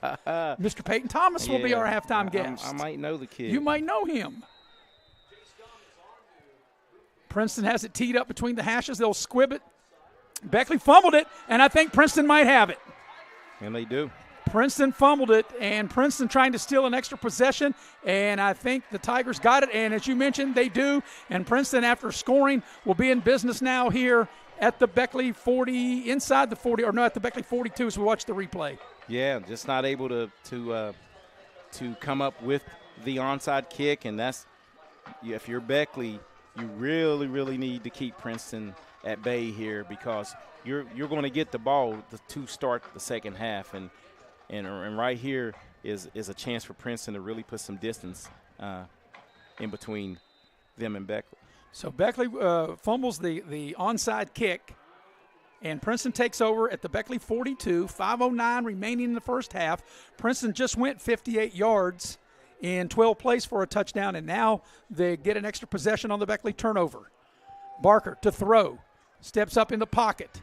They flush him out. He throws. He's got a man open. It's caught. Breaks a tackle at the 30. That's Collins down the near sideline into the end zone for a Princeton touchdown. There are no penalty flags. A one-play drive, 42-yard strike, the 25th touchdown pass of the year for Barker, and Princeton, just like that, Eric, have scored on their last 2 offensive plays, and they take a 20-7 lead. And just like that, a miscue, the difference in the game. And we talked about this. Beckley's had a couple key penalties on that last scoring drive. Then they're not able to get the onside kick And after a while, you're not going to keep Dom Collins out of the end zone, and that could be a backbreaker. And as you talked about, Eric, back in our pregame show, you got to be able to find receivers and tackle in space. And what made that play was the scrambling ability by Parker to keep the play alive as the extra point is up and in. With 4:52 remaining in the half, your new score, Princeton 21, Beckley 7. We'll be right back here on Video Productions. Game is sponsored by Brian Helton. Brian is running to represent you in the state senate. Brian is the conservative choice for Raleigh, Wyoming, and Fayette counties. He is pro-life and supports our Second Amendment rights. Brian Helton will work hard to make it happen. Paid for by Helton for West Virginia. Kayla Kessinger, treasurer. And we welcome you back to Van Meter Stadium. The scoring drive, Princeton needed only one play after the Beckley turnover to go 42 yards. The 25th touchdown pass of the year from Chance Barker. He able to hit Dom Collins. Collins goes in for the touchdown on the near sideline to make it 21-7. Your scoring recap brought to you by Pepsi of Southern West Virginia. Nothing tastes as good in a blue can, a silver can, or a black can. Whether it's regular Pepsi, whether it's Diet Pepsi, or whether it's Pepsi Zero, Pepsi is your choice of drink. So, Eric, just like that, we went from 7-7 to 21-7 in a snap of a finger.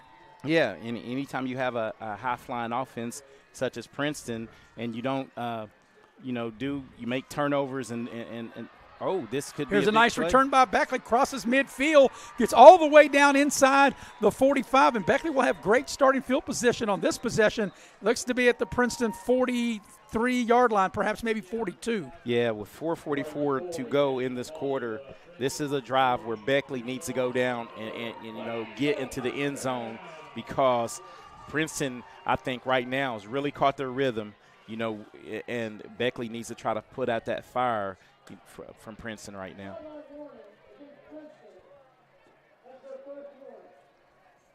I'm waiting for them to put the ball down, and I still haven't seen where they're going to put it at. One official standing there about the 42 or 43. I think it's going to be where the line judge is,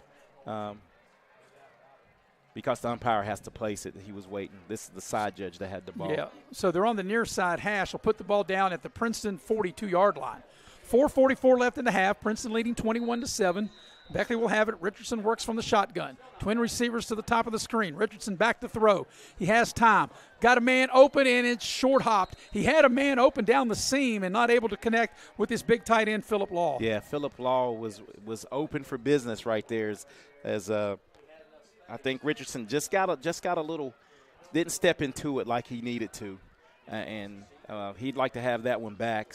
But I like what Beckley's doing here, not just relying on that run, spreading them out, and really putting pressure on the defensive backs from Princeton.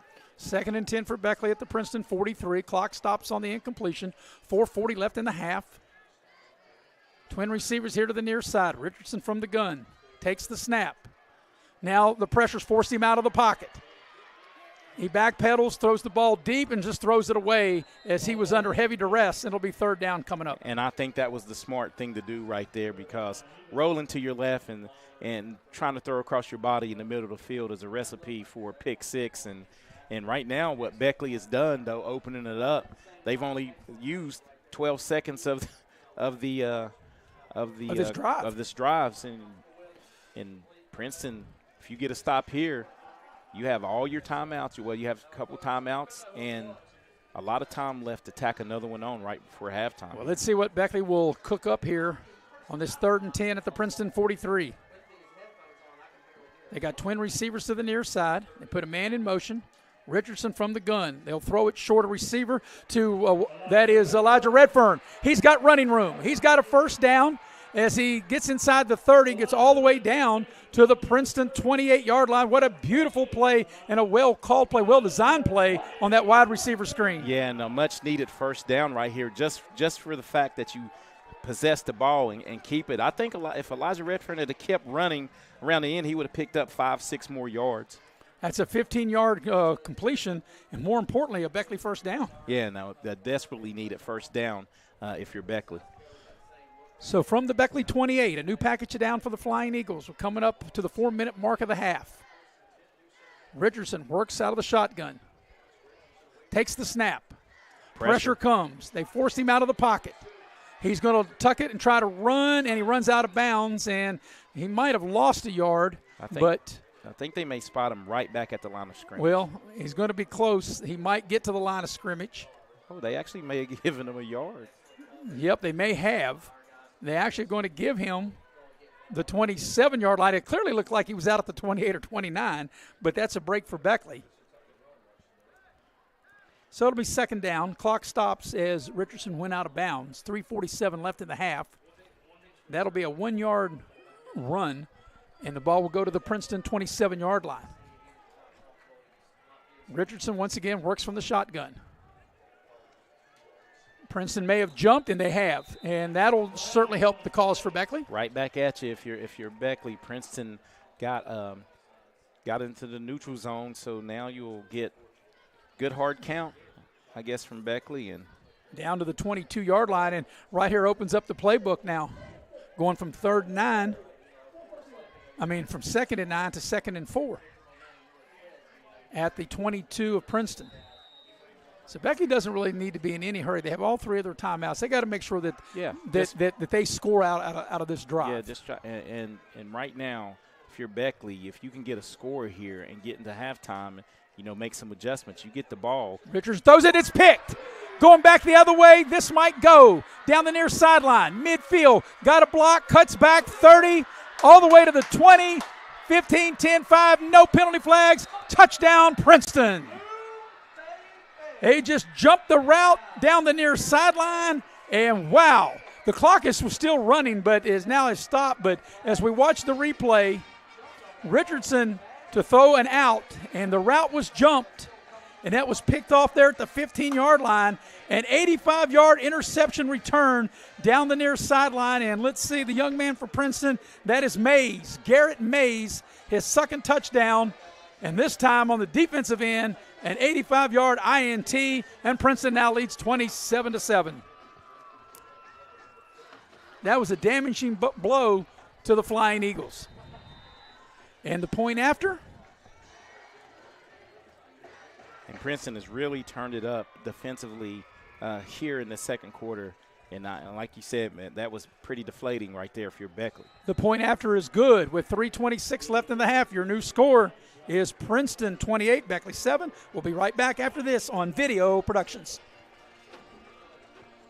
At Access Health, we believe there's a difference between care and caring. We know you by name, and our 26 locations keep you healthy so that you can do the things that truly matter.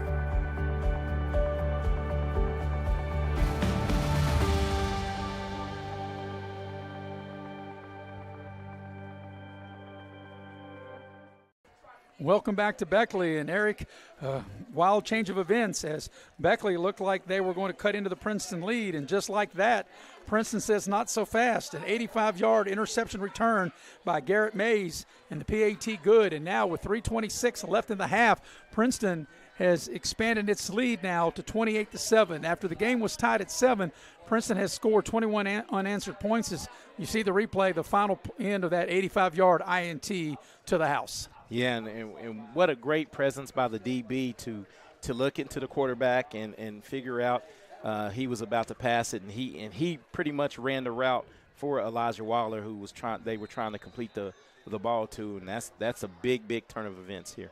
Here comes a kickoff. It'll be returned across the 20, up over the 30. Nice return up over the 40. And out to about the 44-yard line, and that's where Beckley will have this possession with 3:20 left in the half. Yeah, that was A.J. Thomas on that return as he gets some positive yards. I like the way he punched it up in there. If you're Beckley, you're in desperate need of a score here right before halftime. And let's see, they'll put the ball down at the 43. So once again, good starting field position for Beckley. Having the ball at their own 43-yard line. They have all three of their timeouts. Princeton went up 7-0. Beckley tied it at 7, and then Princeton has scored the last 21 to take a 28-7 lead with 3:20 left here in half number 1. Halftime, we have Peyton Thomas on. We'll have scores from other games. Richardson sets to throws in the flat, and it's dropped. They were trying to get the ball to Redfern, and he was looking upfield before he was able to bring the ball in, and he wasn't able to hang on. Yeah, and what has happened now with this explosion right here from Princeton offensively and defensively, you pretty much made Beckley one-dimensional, because I think you're really going to have to scrap the run. You can't be in your conventional offense, and now you're going to Princeton's going to be able to pin their ears back and really come after the quarterback here. 2nd and 10 for Beckley on their own 43. Beckley will run trips here to the near side. Twin receivers, empty backfield. Richardson will keep it right up the middle. He's got some room. Crosses midfield and gets a nice gain and make it 3rd and 2 as he got about 8 as he gets the ball to the Princeton 48-yard line. Well, I think Beckley got away with an illegal shift right there, because they were not set on the wideouts in that bunch formation. And just that quick snap, might have been too quick for the refs to really – to notice it. And, Eric, so far what's changed the game when it was 14-7 and Beckley fumbled that onside kick. Princeton, and one play later, touchdown, and then Beckley throws the big pick, and just like that, it went from 7-7, 14-7 to 28-7 for, a wink of an eye. It'll be 3rd and short for Beckley. They need about a yard. Beckley, now that'll cost them 5, and, boy, you can't have that. Your receivers move too soon, and what was be 3rd and 1 is now going to be 3rd and 6. Yeah, just mental mistake after mental mistake.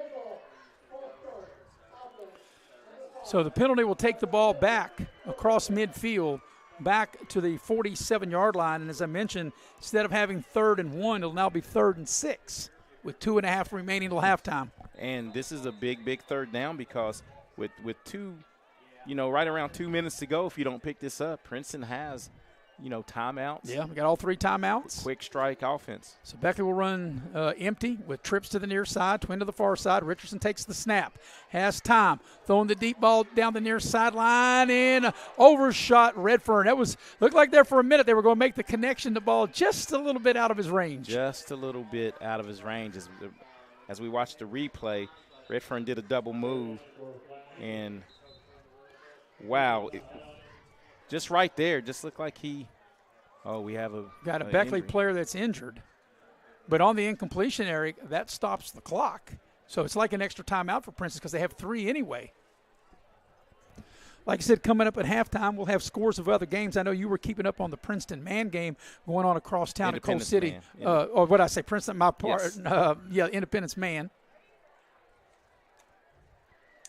So let's look at these other AAA scores around the bend.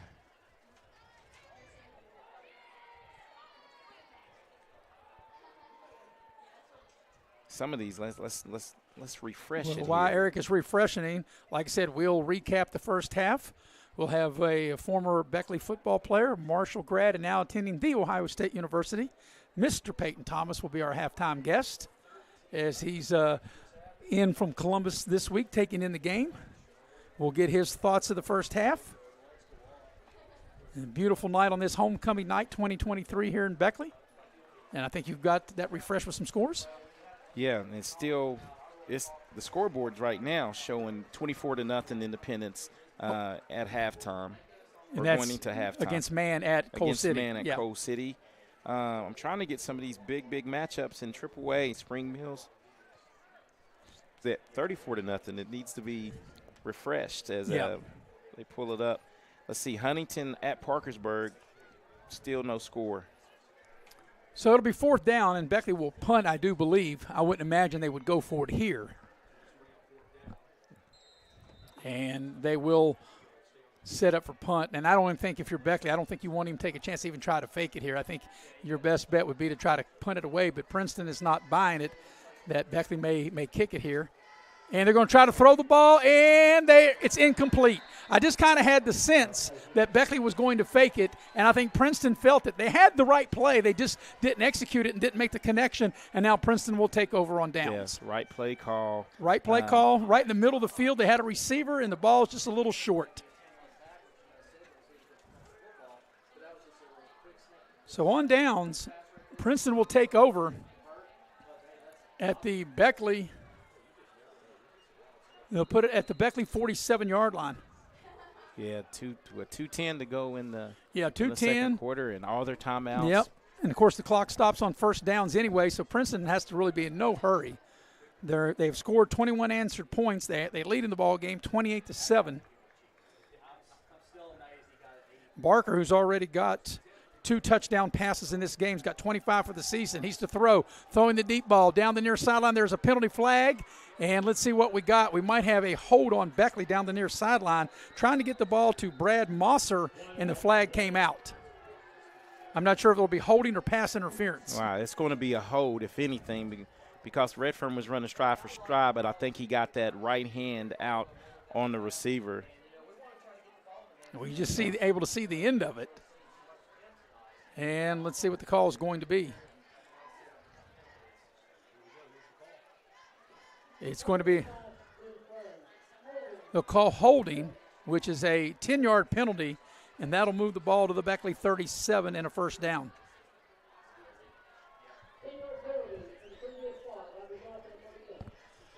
So at the Beckley 37, a new package of downs with 2:04 left in the half.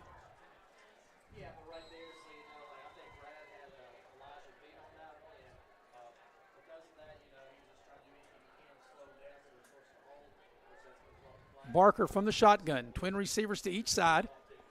Now they bring a man in motion. And they'll run the ball up inside. And that's a nice gain down inside the 30 that time by Marquel Lowe. Yeah, but once again, a missed tackle by that Beckley defense right in the hole. As it should have been a 2-yard loss, but turns into a 5-8. Like an 8-yard gain to the 29 of Beckley, yeah. From the 37 to the 29. Yeah, Princeton in no hurry, 1:40 and counting. 2nd and 2, twin receivers to each side. Barker takes the shotgun snap, pressure comes, he eludes it, throws the ball. It's caught, but the receiver does have a first down, but he caught it on one knee. And making the catch that time, looking to see who brought that in, that was Kaiser, who makes the reception. So it'll be a first down for Princeton as they move the chains.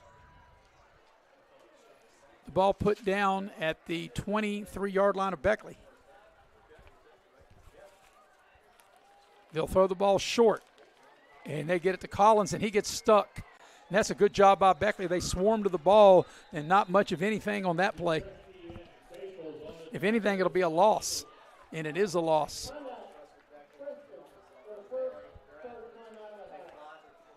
So the loss comes back over the 25, back to the 27-yard line. They lost 4 on that play, Eric, and brings up 2nd and 14, a Princeton timeout with 1:05 left in the half. Yeah, and Beckley, if you have any chance, inkling of a chance to get into this game, you have to keep Princeton off the scoreboard, period. Not even a field goal attempt here. Yeah, the one thing we haven't seen, well, maybe we've seen it one time, Princeton tried to run one middle screen that they weren't successful on, but I was told by some of the Princeton broadcasters that with the explosion team that they have, they do like to run a lot of screens, and we really haven't seen a lot of that yet in the first half. Which is smart because you make the defense really have to think about that screen play, and that opens up everything down the field. Been very impressed with Princeton's quarterback, Chance Barker. He entered the game with 23 touchdowns and only 2 picks. He's got 2 more touchdown passes tonight, so he's got 25 touchdowns to only 2 interceptions. You know what he does? He makes a lot of cerebral plays. He doesn't put, the ball in harm's way. He makes the correct pass, and, if it's not there, he'll pull it down and run it. So out of the timeout, Princeton has it at the Beckley 27, 2nd and 14. Play clock at 13. They'll run twin receivers to each side. 5 on the play clock. Now they'll go empty. Barker takes the snap, sets in the pocket, down the middle, got a man wide open. It's caught for the touchdown. That's Collins. They ran a post route. The protection was there, and Barker's got his 3rd touchdown of the night and his 26th touchdown of the season. And Princeton, Eric, this game was a very tight competitive game at 7, and now with 59 seconds left in the half, Princeton leads 34-7. Yeah, and Collins was just able to get across the face of the safety there, and you have to get deeper. Even if you're backed up, you have to play off the ball just a little more. That was just an easy pitch and catch right there. That was a 4-play, 47-yard drive. The final 27, the touchdown, as you mentioned, an easy pitch and catch from Barker to Collins. The PAT is good. With 59 seconds left in the half, your new score is Princeton 35, Beckley 7. We'll be right back here on Video Productions. Game is sponsored by Brian Helton. Brian is running to represent you in the state senate. Brian is the conservative choice for Raleigh, Wyoming, and Fayette counties. He is pro-life and supports our Second Amendment rights. Brian Helton will work hard to make it happen. Paid for by Helton for West Virginia. Kayla Kessinger, treasurer. Scoring recap brought to you by Pepsi of Southern West Virginia. Nothing tastes good as an ice cold Pepsi. Princeton needed only 4 plays to go 47 yards.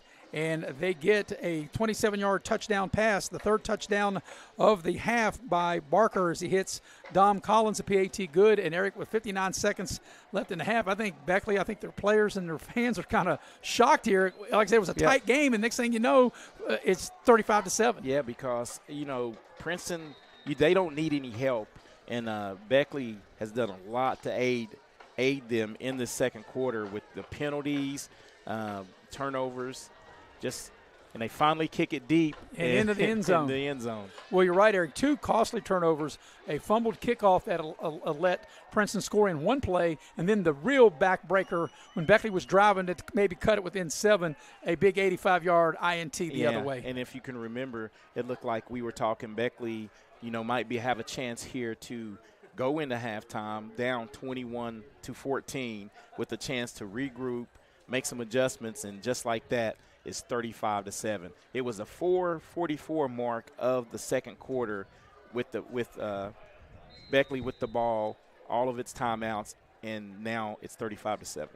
So with 59 seconds left in the half, Beckley does have 2 timeouts. I don't know how aggressive you want to be right here on your own 20. They're going to go empty and have 5 receivers, 3 to the near side, 2 to the far side. Richardson takes the snap to throw. Got a man open. It's caught. Down the near sideline, midfield. That's Waller to the 40, the 30, the 20, 10, 5, touchdown, Beckley. A 1-play, 80-yard drive as they were able to find Elijah Waller. He made the catch, breaks the tackle, skates down the near sideline, and the fireworks of this first half is Beckley, a much-needed play, able to get a big drive, a 1-play drive. And I'm going to say this is a gutsy play call because – even being down, I thought I would see some, them being a little conservative, maybe run it, live to go in and make some adjustments. But right there, that's a big play. And if you're Beckley, you go in at halftime, you get the ball coming back out, and if you can get a couple quick scores, you can get back in this contest. Well, with 47 seconds left in the half, I'm not sure if we're done scoring yet. One thing Beckley's got to kick it back to Princeton is here's the extra point is up, and it is good. So with 47 seconds left in the half, your new score is Princeton 35, Beckley 14. We'll be right back here on Video Productions. At Access Health, we believe there's a difference between care and caring. We know you by name, and our 26 locations keep you healthy so that you can do the things that truly matter.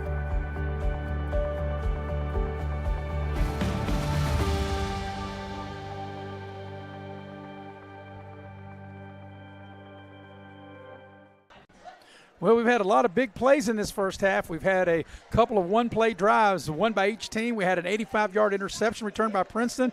And on that drive, Eric, a 1-play, 80-yard drive for Beckley, an 80-yard touchdown pass from Richardson to Waller, the PAT good. And with 47 seconds left in the half, 35-14. Your scoring recap brought to you by Pepsi of Southern West Virginia. Nothing tastes as good as an ice cold Pepsi. And boy, I could sure use one. Look at the action that we've had in here in the first half. And this second quarter has been, very, very, very explosive because both teams were kind of, filling each other out. As you said, a heavyweight battle, it goes. And right now, Beckley is answering the bell a little bit, getting back in the game. But here, you just stated with 47 seconds to go. The scoring might not be over. That's why I think Beckley, you got to kick this deep, right? No, I don't think you do. Well, it went out of bounds, or did it? No, it didn't, and Beckley might have it. Beckley may have it. Beckley has They it. do have it. So, wow. Hey, And right here, watch the replay. This was a perfectly executed, and the Princeton defender does the right thing. Well, he probably should have. He thinks it's going out of bounds. But he could have fair caught it. He should have fair caught it. He should have got up. And they would have had the ball up on the 40. Now, Beckley with a chance with 47 seconds, as no time went off the clock. I don't know why no time went off the clock. Now Beckley will take over. The referees are talking about it, but Beckley will take over at the Princeton 28-yard line.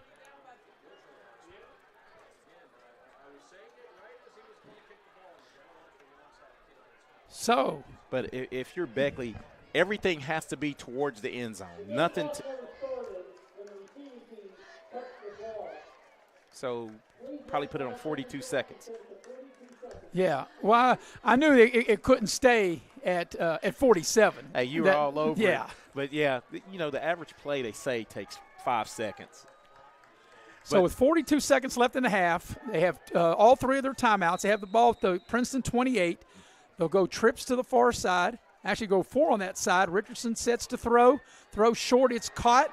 Redfern, he didn't get out of bounds, so now Beckley will have to burn one of their timeouts. A mental mistake right there. I know Elijah Redfern wants to make everything a touchdown. Right there, you need to just get out of bounds and live and save that timeout, because right now you can get this in the end zone. You're able to receive that second half kick, and you're right back in this game. That's a 10-yard completion. That'll be a first down at the Princeton 18. And you're right, Eric. Had he gotten out of bounds, Beckley would have had that extra timeout that they could have had. Timeout. And I've seen an adjustment that Princeton has made after that last play, after that scoring drive. They've gone to 2 safeties high. Both teams have been playing 1 safety in the middle, but now they're not going to give up any post. They're trying to take away the post route. So everything's going to be outside the numbers. And it's tough play. It makes it for a tough throw for the quarterback. And Eric, even though Beckley does have one timeout, they still can work the middle of the field. Yeah, the middle of the field is open, but they're trying to take away any kind of seam route. As you can see, they're going 2 safeties high right now. And that's what they're trying to take away. Out of the timeout, it'll be 1st and 10 Beckley at the Princeton 18-yard line. 36 seconds left in the half. They'll go empty. 4 receivers to the far side. Redfern here at the bottom of your screen. Richardson to throw with time. Across the middle. It's caught inside the 10 to the 5 to the goal line. Touchdown. Elijah Waller. That's back-to-back touchdown passes from Richardson to Waller. And, wow, it was 35-7 a minute ago. Now it's 35-20 with 29 seconds left in the half. And you said it with 47 seconds ago. The scoring is not over right now, but just as we talked about, anything across the middle, when you have 2 safeties high, you give up a lot of crossing routes, and anything outside the middle of the field. It's wide open. Richardson throws his 3rd touchdown of the first half. So each quarterback has thrown 3 touchdowns in the first half, and there's a penalty as they blew it dead before the snap. It's got to be on the offense. And that'll back them up. And these are big. This is a big extra point at 35-20 and there's still 29 seconds left in the half. Might be on the defense as they're conferring with Coach Surratt. And let's see. If it is on the defense, Beckley might want to think about going for 2. We'll wait and see for the call. It is offsides on Princeton. So half the distance. Let's see if Beckley will still. It looks like they're going to trot the kicker back out there. Just tack the 1. Yep. Well, one thing, you got some momentum, definitely, and we're still 29 seconds away from going into the locker room, so hitting over until actually there's zeros. This has been a very entertaining heavyweight battle between 2 great teams, Beckley and Princeton. Princeton number 8, Beckley number 14. The extra point is not going to be good. It's picked up by Princeton, and not like college. Not like college. You can't return it, because if they could, that was going to be 2 points for Princeton. So your new score with 29 seconds left in the half, it is Princeton 35, Beckley 20. We'll be right back after this on Video Productions. Game is sponsored by Brian Helton. Brian is running to represent you in the state senate. Brian is the conservative choice for Raleigh, Wyoming, and Fayette counties. He is pro-life and supports our Second Amendment rights. Brian Helton will work hard to make it happen. Paid for by Helton for West Virginia. Kayla Kessinger, treasurer. What a wild first half we've had. In the latest scoring recap, a 2-play drive for Beckley, 28 yards in 2 plays. They got an 18-yard touchdown pass from Richardson to Waller. The PAT no good. 29 seconds left in the half.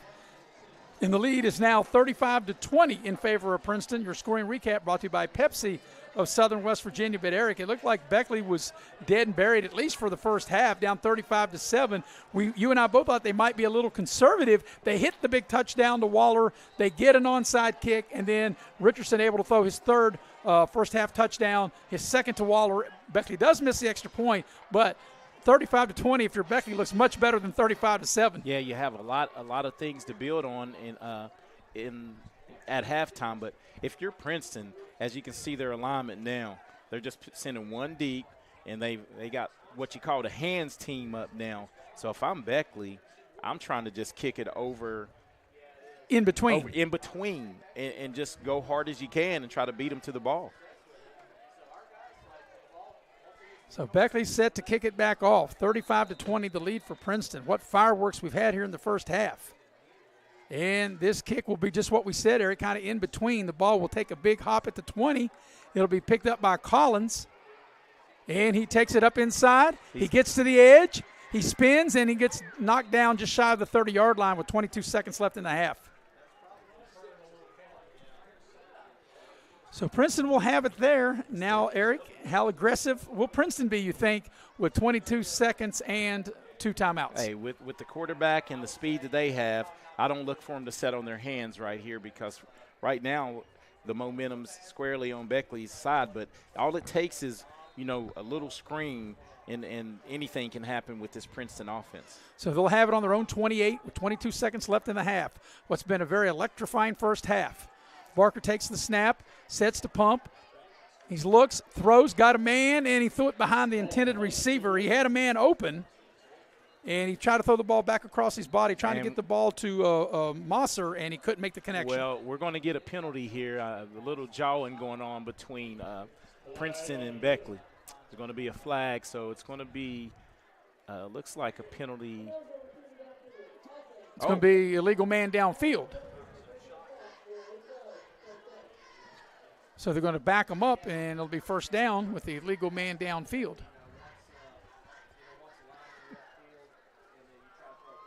So what's been a very entertaining first half. The ball goes back. It'll be a 5-yard penalty back to the 23-yard line, 1st and 15 for Princeton with 16 seconds left in the half. And they'll go trips to the far side and a single receiver here to the near side.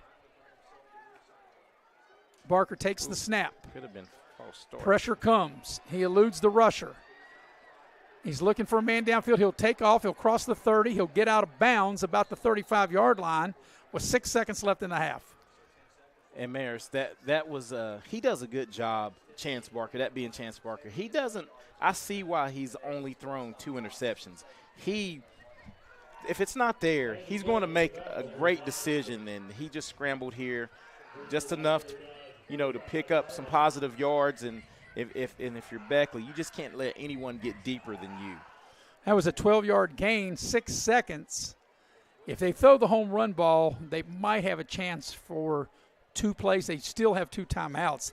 If they hit a big play quick, they could call a timeout. This might be the last play of the half. They're going to throw the home run ball, and it's incomplete with 1 second left here in the half. And that was one of the riskier throws that Chance Barker has made, because if Beckley's able to intercept this pass, there's a lot of green grass to the left side of the field here if he's able to catch that. Green turf, right? Yes. I'm still we're stuck still old in grass. school. Yeah. Well, I played on grass. You played on rock, right? That's right. Or maybe it's the other way around, since I played way back in the day and you come a little later than I did. Yeah, I think I had just patches of grass. You were straight dirt. Yep. And we actually had how we took care of the field. Seriously, we had to put lime in buckets and go out and by hand lime the field. All right, final play, which could be here of the first half. Here's Collins on a reverse. He's got the edge. He's across midfield. There's a flag, and that will end the half, because if the penalty is on Princeton, and I think it will be, that'll be the final play of the half. Yeah, it's going to be a little hold action right there. Just decline it and get in, and let's see what both teams make some halftime adjustments here. And that will be the end of the first half. What's been a very exciting first half. At the break, it's Princeton 35, Beckley 20. We'll take our first second quarter break and come back and get you ready for the Massey Power Sports Halftime Show coming up next here on Video Productions. It's fourth down, seconds on the clock. He hands it off, finds a hole in the middle. Clear, nothing but Brian moves! Incredible! A touchdown for the win. I can't believe it! Pizza, better with Pepsi. You have a goal. You know what you want. Start with us. New River Community and Technical College, your community college. Take classes online or in a classroom in Beaver, Lewisburg, Summersville, or Princeton. Or step outside the classroom in one of our technical or health programs. Find flexible and affordable options to help you reach your goal. It's closer than you think when you start with us. New River Community and Technical College. Apply today.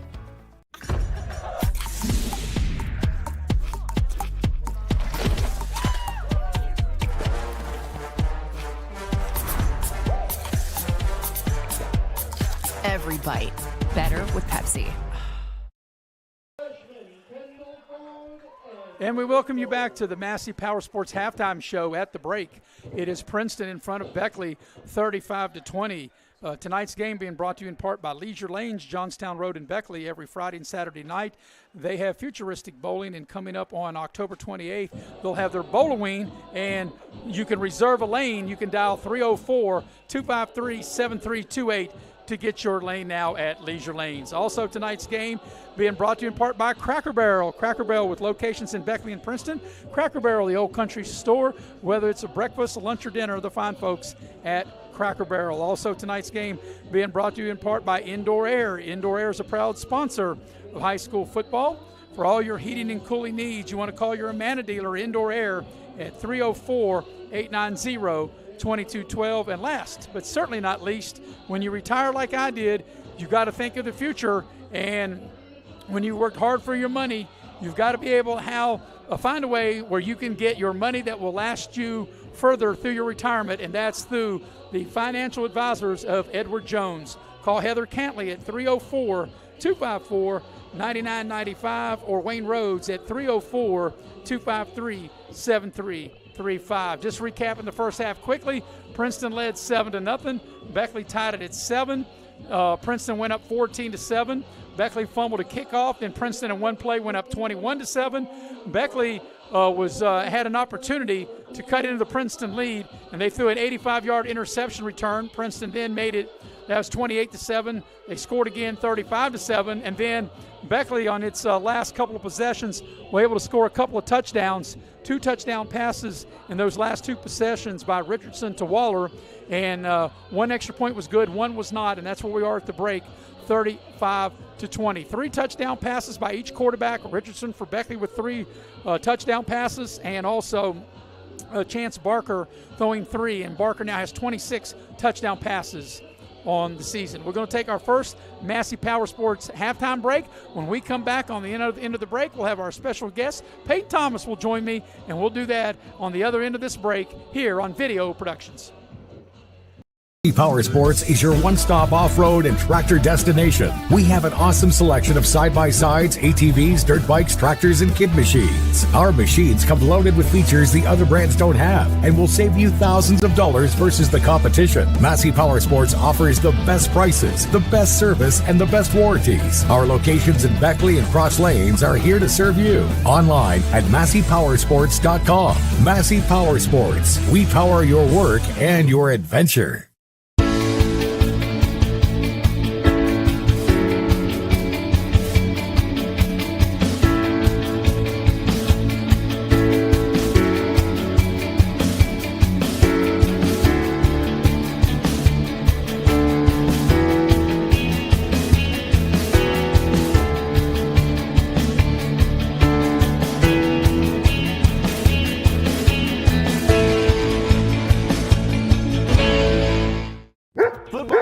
starting and the all-star lineup of new Kias are here at Friendship Kia of Beckley. We have the playbook to help you score the big win on your new Kia purchase. We make sure you get the best price with almost all of our new cars priced at invoice. And don't forget, we have one of the largest selections of inventory to help find you that perfect ride. We have a roster full of non-commissioned sales staff and an any reason 7-day exchange program. So get off the bench and get a new Kia from your friends at Friendship Kia of Beckley. We're dealing.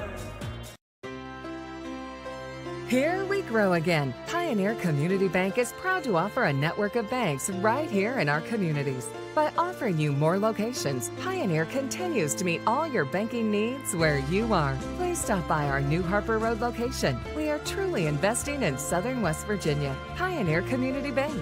Friendly service, great products. Member FDIC, Equal Housing Lender.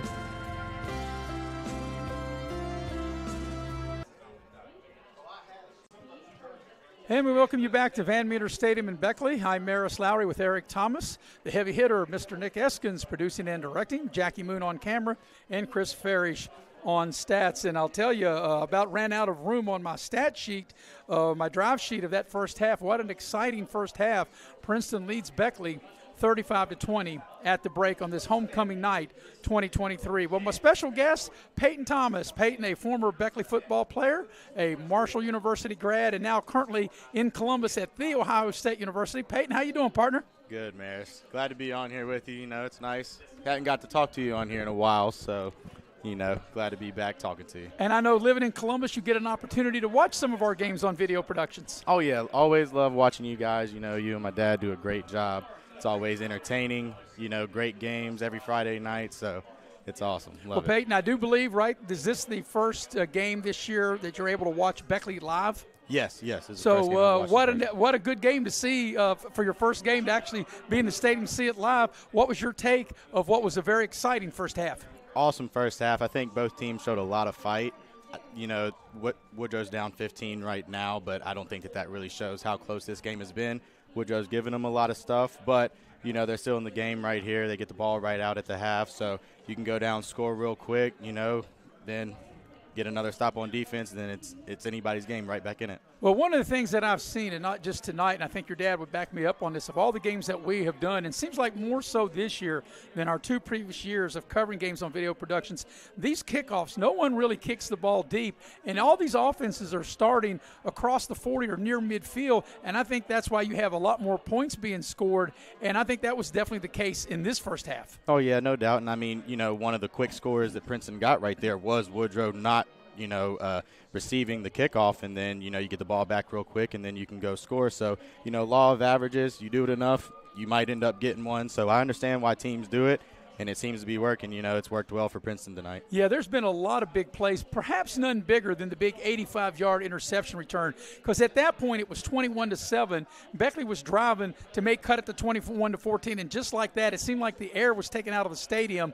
when Princeton got that 85-yard INT for 6. No doubt, but I think Beckley did a great job of not giving up and then coming back right there, one-play drive, long touchdown. So, you know, you're going to make mistakes. Mistakes are going to happen, but you just got to keep fighting, and then whatever happens, happens. All right, well, let's talk about you a little bit. You you graduated from Marshall. I know you still follow the Thundering Herd. You had a chance to go watch Marshall play a couple of times. Your take on Marshall? They got a big game on the road at Georgia State tomorrow. Yep, big game tomorrow, you know, Sun Belt Conference game. So I think the Herd comes out on top tomorrow. I'm a little biased, of course, you know, graduated from there. But, you know, I liked what I saw, the two games that I've been able to go down and actually be in Huntington and watch. So I think Coach Huff is doing a great job down there, and I think that they have a very bright future this year. And now that you're in the big city of Columbus, I got to ask you about The Ohio State University. They were able to squeak one out about a month ago against my Irish, and I think you would admit, even though Ohio State did win the game, and I got to give them credit for that, it's a game that Notre Dame should have won. Oh, no doubt about that. I mean, there was a lot of picks that Notre Dame dropped in that game, but, you know, I guess the luck of the Irish wasn't on Notre Dame's side that night.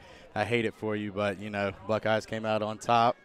It is what it is. All right. Well, before I let you go, I also know that you watch a little hockey, and the hockey season's underway. Columbus Blue Jackets, I know, opened the season at home with Philadelphia the other night, and I saw recently that where they had to get rid of their coach, and I text you that maybe you were going to be either the coach or the trainer. You think you might be up for that job for the Blue Jackets? I don't know. I know that they lost the first home game the other night, so, they may need me. I'm open for whatever, Blue Jackets, if you're out there listening, give me a call. I'm available. All right. Well, Peyton, we appreciate you taking the time to spend halftime with us. I know you want to get out there and watch the Lassies. You have a sister, Lexi, out there performing here tonight on this homecoming 2023, and hopefully the second half will be just as exciting as the first half. I hope so, too. We're in for a great second half. It was good talking to you, man. Peyton, we appreciate it. We're going to take a break here in the Massey Power Sports Halftime Show. Princeton with the lead, 35-20. We'll be right back after this.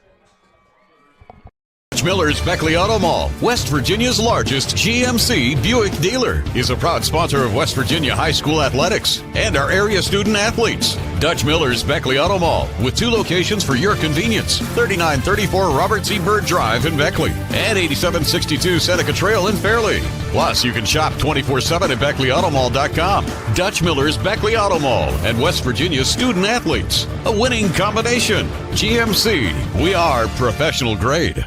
Unlock the money already in your home at City National Bank. Consolidate loans or fund your next big project with a home equity line of credit with a great low intro rate. Visit your local branch to get started. City National Bank, member FDIC, and equal housing lender. Learn more at homeequity.bankatcity.com. As a former college football player, I realized that sports-related injuries can happen real fast. Hello, I'm Dr. Gross. If your child or grandchild is dealing with sports-related injuries, or maybe you're dealing with something that just won't go away, call me today and I can help you get back on the playing field. To better serve you, see us at one of our 3 locations in Beckley, Whipple, and Sophia at the numbers listed below. So take care of yourself. You deserve it. Little General Stores has been serving West Virginia communities for almost 5 decades. That's nearly 50 years of providing those essential needs for your daily journey. We are so grateful to be a small part of your lives, and we want to recognize the integral part of our operation, the LG family. We know these last couple years haven't been easy, but with every sunrise and sunset, you keep us going. To the LG family, the moms, dads, sisters, brothers, sons, and daughters of West Virginia, thank you.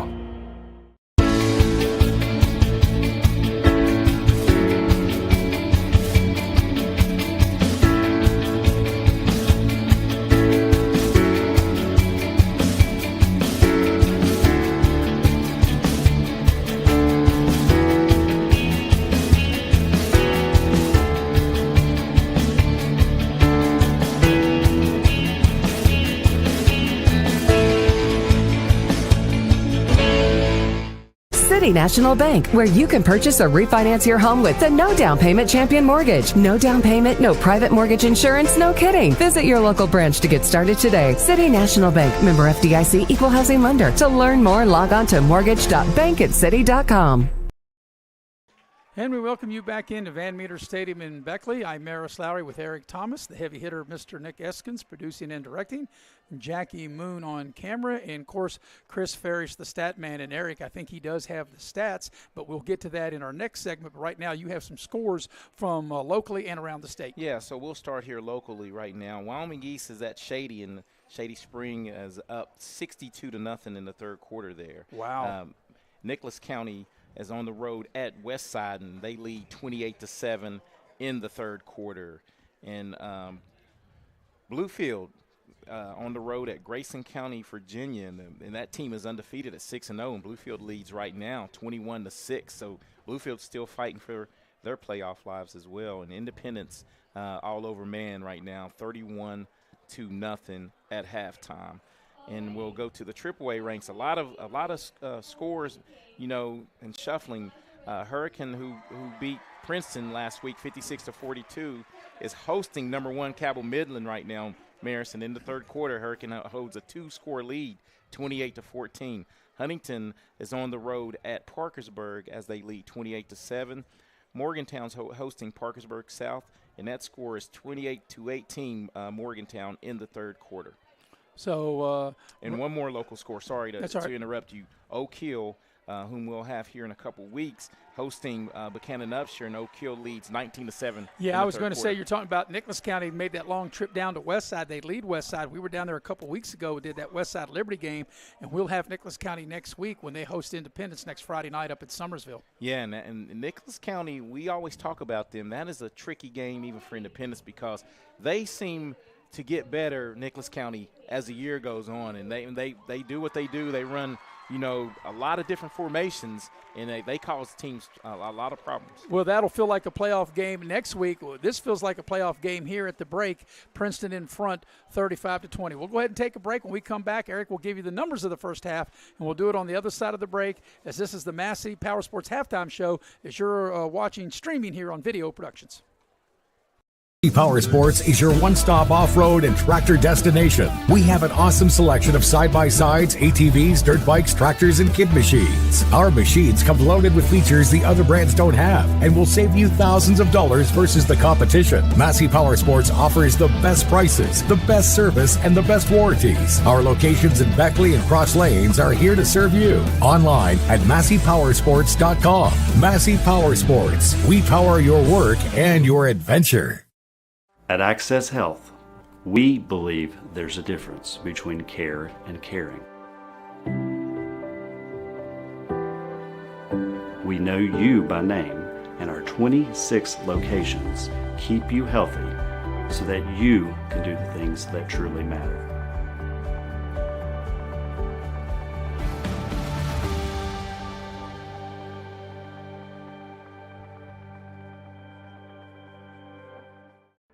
You have a goal.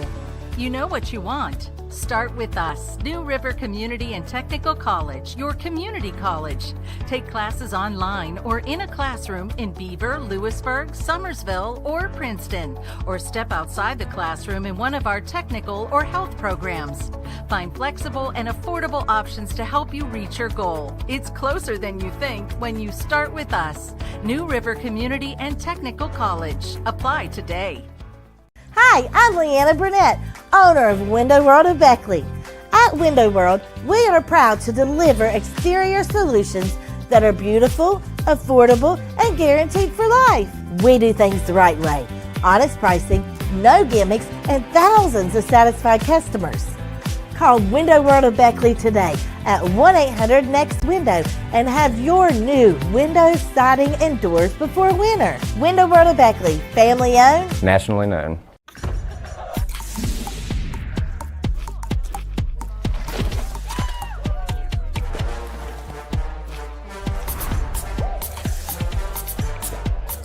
Every bite better with Pepsi. As a former college football player, I realized that sports-related injuries can happen real fast. Hello, I'm Dr. Gross. If your child or grandchild is dealing with sports-related injuries, or maybe you're dealing with something that just won't go away, call me today and I can help you get back on the playing field. To better serve you, see us at one of our 3 locations in Beckley, Whipple, and Sophia at the numbers listed below. So take care of yourself. You deserve it. And we welcome you back to Van Meter Stadium in Beckley as we're about 4 or 5 minutes away from starting the second half of what's been a very entertaining first half. Princeton with a 15-point advantage, 35-20. And Eric, you have the numbers of the first half. Yeah, and the numbers don't really reflect the score because it's pretty balanced by Princeton. They have 209 total yards. They have 94 on the ground and 115 through the air, and they're led on the ground by Marquell Lowe, and he's touched the ball 8 times for 82 yards. 6 of those carries were on the first drive, as they marched down 51 yards for the score, and he got 1 score. Chance Barker has been as advertised. He has 12 of 18, 115 yards, 3 touchdowns, and 0 turnovers, no interceptions. And Dom Collins came on, surged in that second quarter.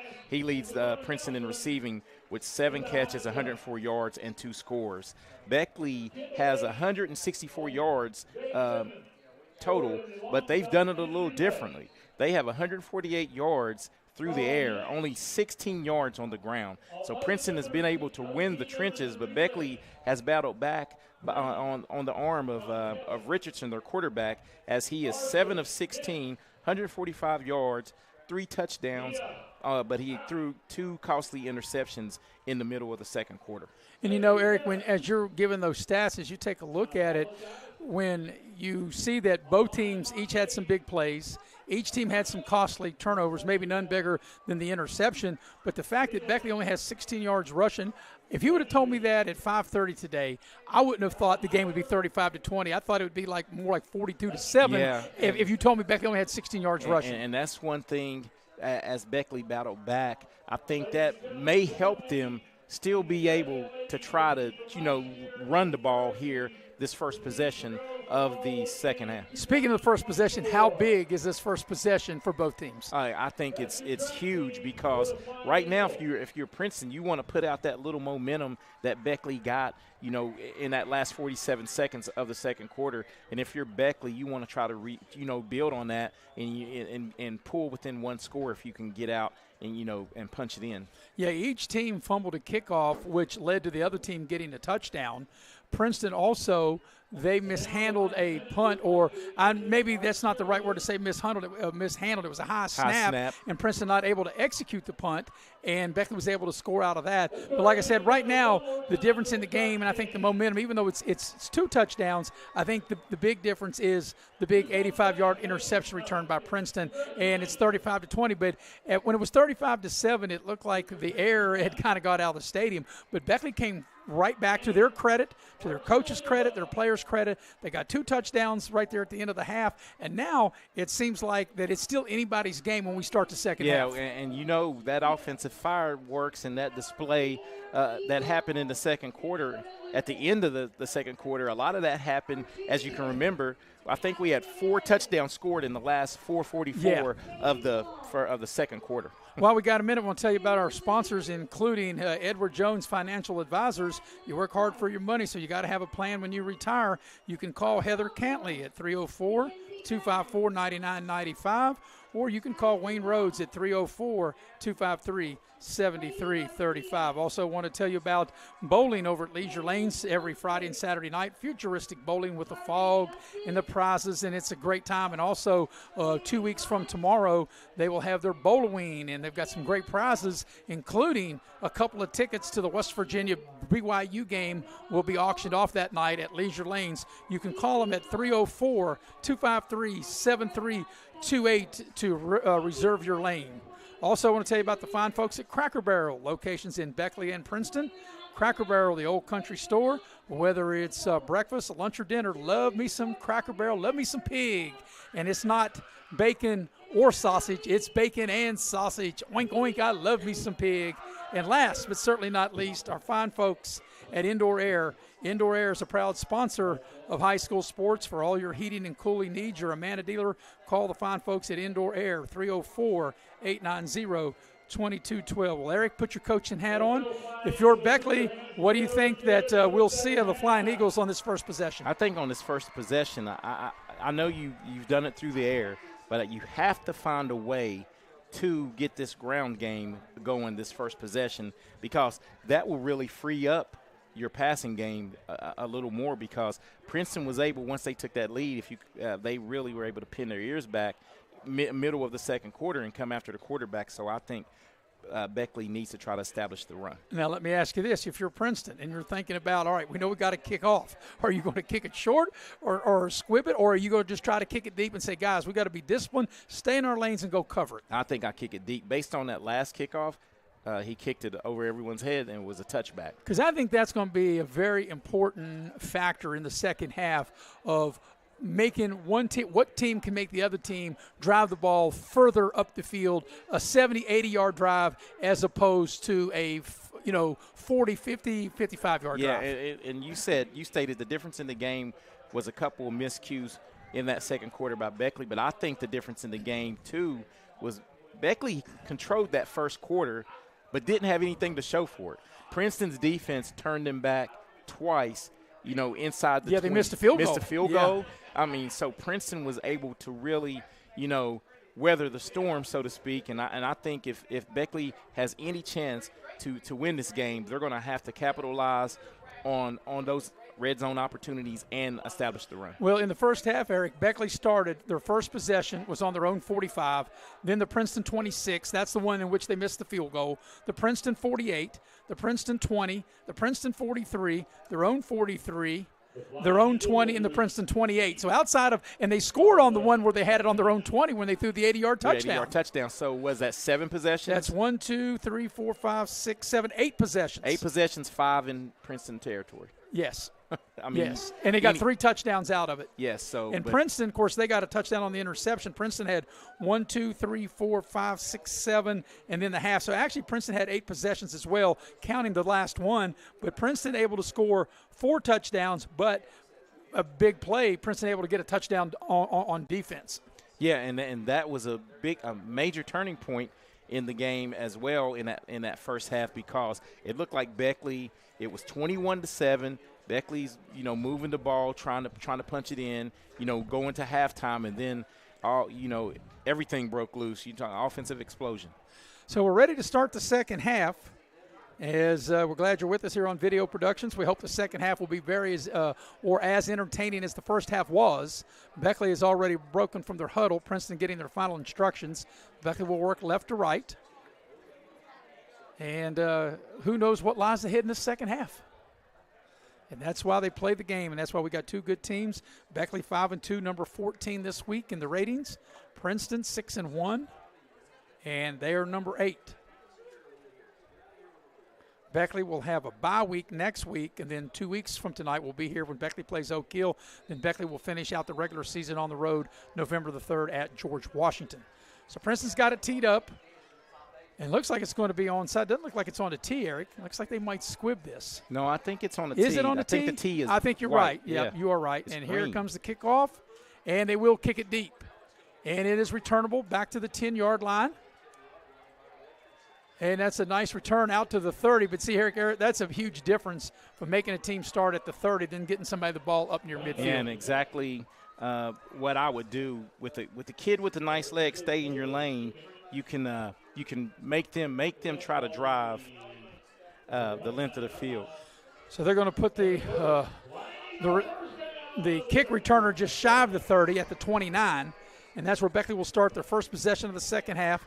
Devin Richardson, even though he did throw a couple of picks in the first half, he had 3 touchdown passes. Yeah, but that's something that you have to commend the kid for, because he didn't blink. He came back and started slinging it. Beckley going to run a tight formation, try to establish that run as you talked about, Eric. And here's a nice run on the first play by Connor Ray. He's across the 40 for a Beckley first down. And just like that, Beckley was held to 16 yards rushing in that first half, and that's going to be on one carry with a 12-yard gain to start the second half. That's correct. So out to the 41, Connor Ray, and a new package down for Beckley and a first down. So Beckley once again uses that tight formation, and it's something, as you mentioned, Eric, they really have to try to establish the run. They weren't able to do that in the first half. They'll run it inside to Ford. Ford will fall forward for a couple of yards, and he'll get out to the 43, maybe the 44. Yeah, but this is Beckley's bread and butter, and a lot of people might say, well, why? They were throwing it all over the lot, but I think you have to stick with your offense, and I think they get going, that being Beckley, if they're able to establish the run. Princeton did a great job. Sorry, Mayor. That's right. They did a great job of controlling the line of scrimmage in the first half. Beckley will pick up 3 on the play. It'll be 2nd and 7 on their own 44. They'll run the ball. Nope, it's going to be a keeper, and it's going to be a little pass out to Waller in the flat, and he's across midfield and ran out of bounds. Very close to a first down. He's probably going to come up about a yard shy. That was almost, a forward lateral, but he made it look like it was a pass. So the way he flicked it made it not be a forward lateral. Yeah, more like of an option pitch. Yes. So the ball's right at midfield. They're going to have to get the ball across midfield to the Princeton 49. It's 3rd and 1. 2 down territory here, Mayor. No question. Yep, no question about that. Unless you take a big loss here. If you get stopped at the line, I think they would probably want to go for it. Princeton almost jumped. They're going to run the ball, and it'll be a first down, so we don't have to worry about that discussion anymore. As Waller just continues to run, breaks tackles as he gets all the way down to the 30-yard line of Princeton. What a beautiful run. That looked like it was not going to go for many yards, and Waller Elijah Waller was able to get to that second level, and he shows a little power right here as he gets, towards Dom Collins, and he takes him for a little ride right there. 19-yard gain. They'll put him down at the Princeton 31. Another package it down for Beckley. This is the opening drive of the second half. 10.5 to go in the third. And Beckley scored the last 2 touchdowns of the first half to build the momentum and trying to tack on their first touchdown of the second half. Well, a lot of games, I think every game is won and lost in the trenches, and Beckley's trying to establish that line of scrimmage. And then Princeton right on cue says, not so fast, right, and tackles them for a 2-yard loss. Yeah, Princeton won the line of scrimmage on that play as they try to get forward the ball and just know where to go. And Princeton, as you mentioned, Eric, will throw the Beckley ball carrier for a loss. And that's what you want to on first down, because now you put Beckley into what we call passing situation here. 2nd and 11 coming up for Beckley at the Princeton 32. We're under 10 minutes for the third quarter. Yeah, and just like that, they're going to go with 3-by-1 here. Yep, going to go 4 receivers to the top of the screen, 1 to the bottom of the screen. Beckley at one point was down in this game 35-7. Here's Richardson, takes the shotgun snap. He has time. They flush him out of the pocket. He's going to turn it up and run. He gets down inside the 30 or right to the 30 before he's stacked up.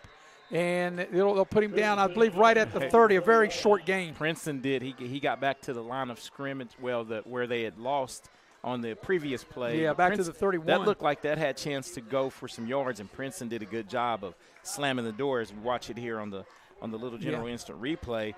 You got to be a little more decisive, I think, if you're the Beckley quarterback and pull it down and yeah, that was just great open field tackling by Princeton there. 3rd and 10 coming up for Beckley at the Princeton 31. Ball on the far side hash. And they'll run trips to the near side, twin receivers to the far side. They'll go empty in the backfield. Richardson takes the snap. Has time in the pocket. They blow the play dead. And I'm not sure why they blow it dead. I don't see a flag. Do you, Eric? I do not. Now, it's going to be a false start. Okay, I did not see a penalty flag. And now I do. I see it laying on the 30, far side. Okay, yep, and that will cost Beckley 5, and now you go from 3rd and 10 now to 3rd and 15. And if you don't make any yards, are you out of field goal range? Definitely out of field goal range, I think. But look for him to run something underneath here, something safe, little out route, and try to, make someone miss and pick it up that way. I'm with you. Get half of it and then go for it on 4th down.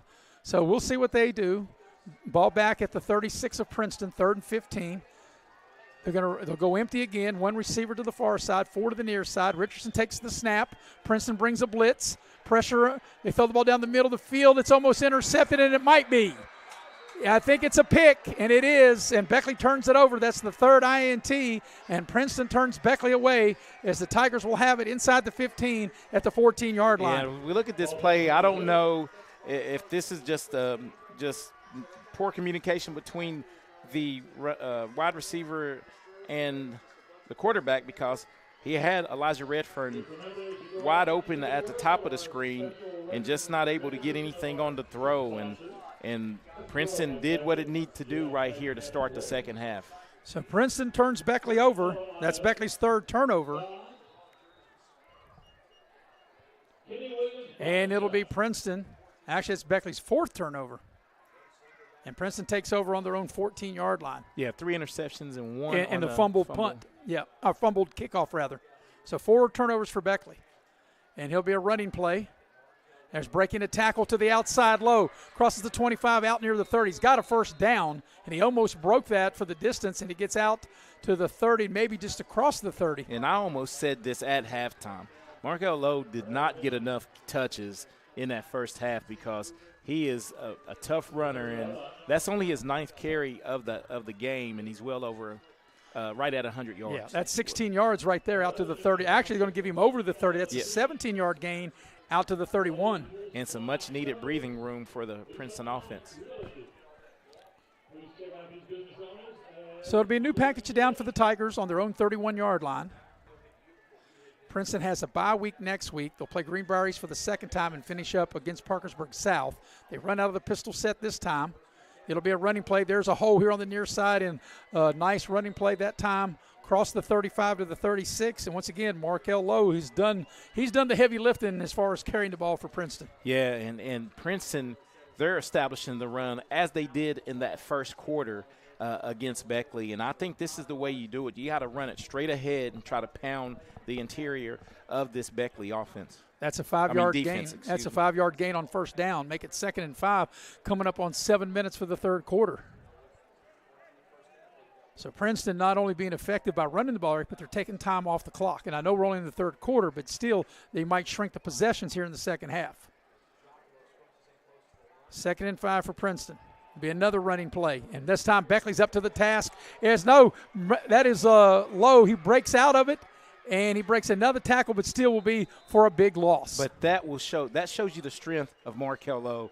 He has a low center of gravity, and you have to really wrap him up. And this was almost disaster right here for Beckley. As you can see, most of the players start standing around, and he's still up. And those are the kinds of plays that can get broken off for big yardage.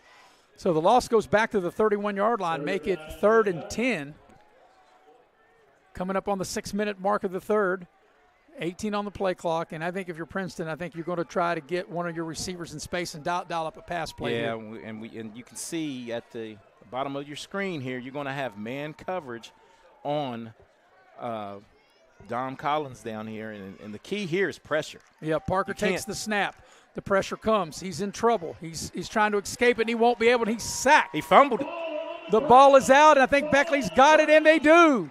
So Beckley brought the pressure. They force a quarterback sack, and more importantly, they get the turnover, and now Beckley has a short field. Yeah, and you need to turn this turnover. If you're Beckley, the Beckley Flying Eagles desperately need to cut into this lead, because the one thing they did with that first drive is run a lot of clock and came up empty.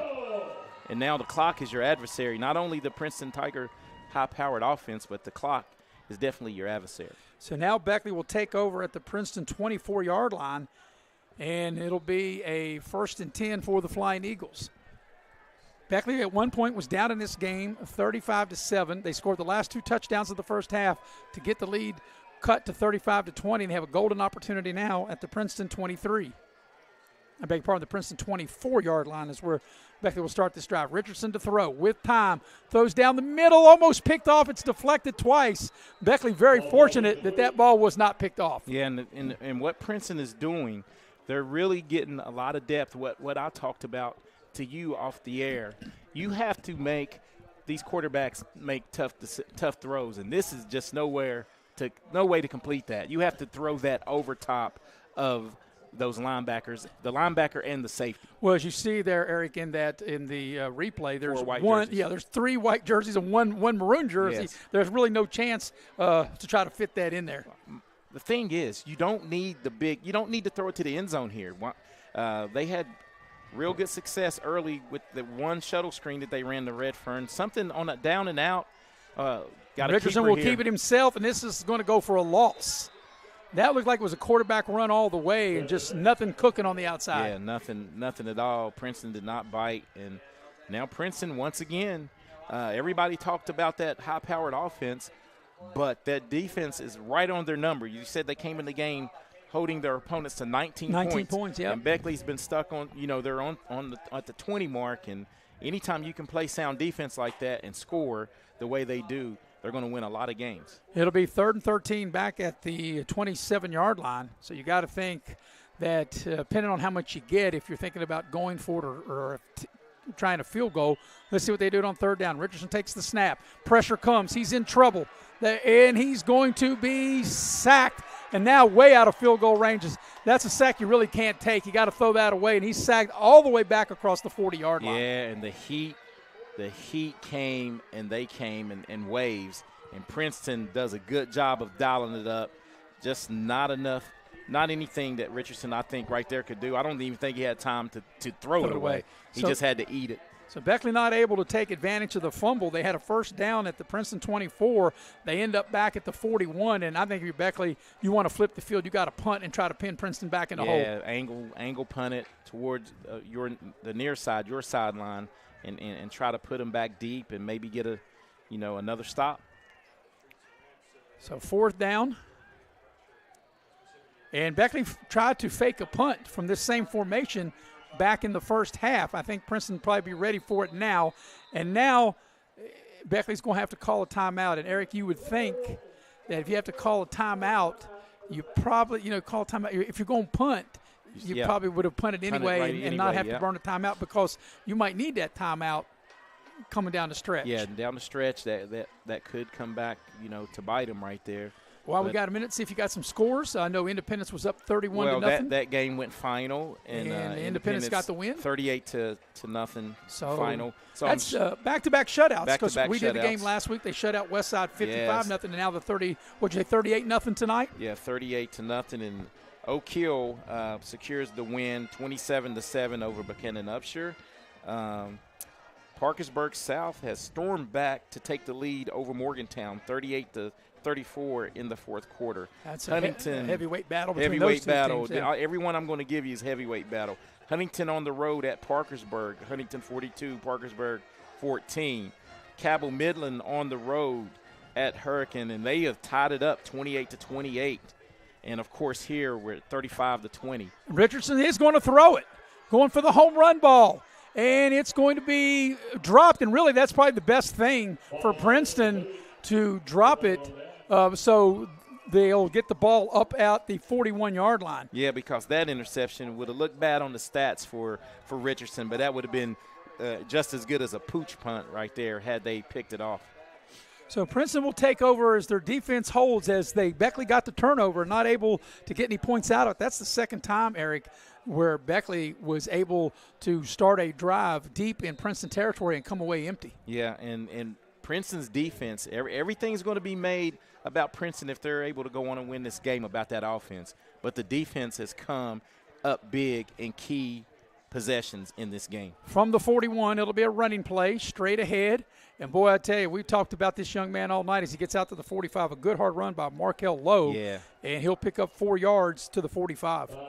Just never goes down at first contact. He runs it up in there, and he's not – very big in stature, but he runs I think his shoe came off. Yeah, well, I thought we maybe had an injured player, but you're right. He just had to get his shoe back on, and I thought that was Markel Lowe, but he's going to be all right. Markel's running out of his shoes. He's running so hard. He said, hey, I got to gas up my wheels, right? That's right.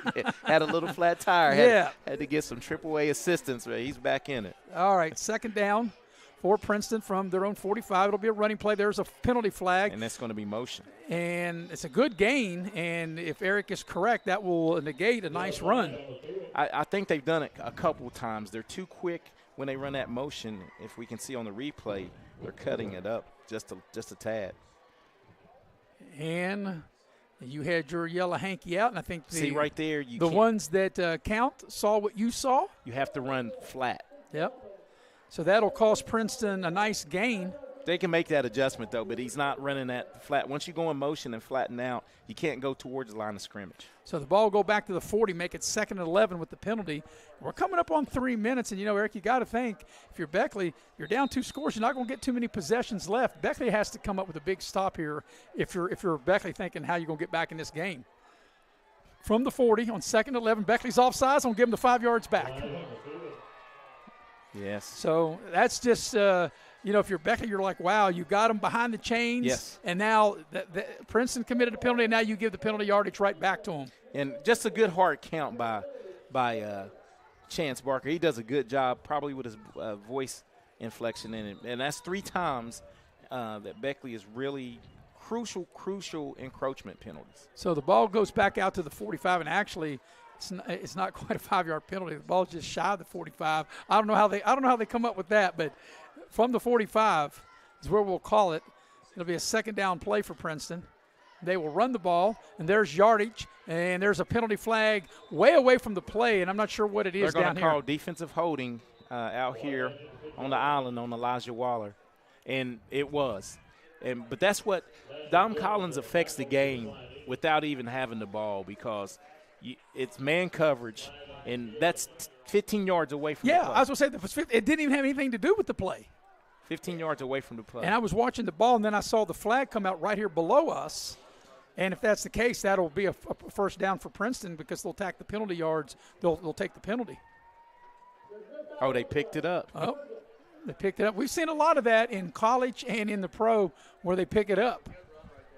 But it's a nice game, but it'll bring up third down. It'll be third and short coming up. Well, it looked like you'll get another dose here of Markel Lowe right here. From midfield, they'll need about 2 yards. They got to get the ball to the Beckley 48. They have trips to the far side, coming up on the 2-minute mark of the third. Long count.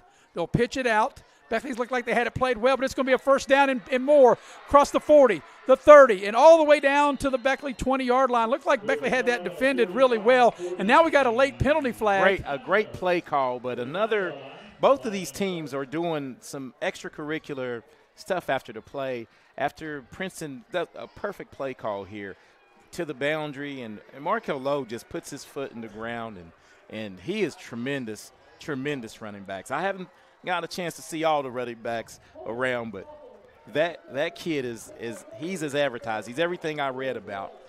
Well, that would have gave him about $150 in rushing, but now it's negated due to the penalty. The ball will go back now to the 40-yard line. And it's a buck. It's over 100 yards, and he is not the focal point of their offense. Yep. So back to the 41. They've got to get across the 50. They're going to need about 10 yards on this third down play.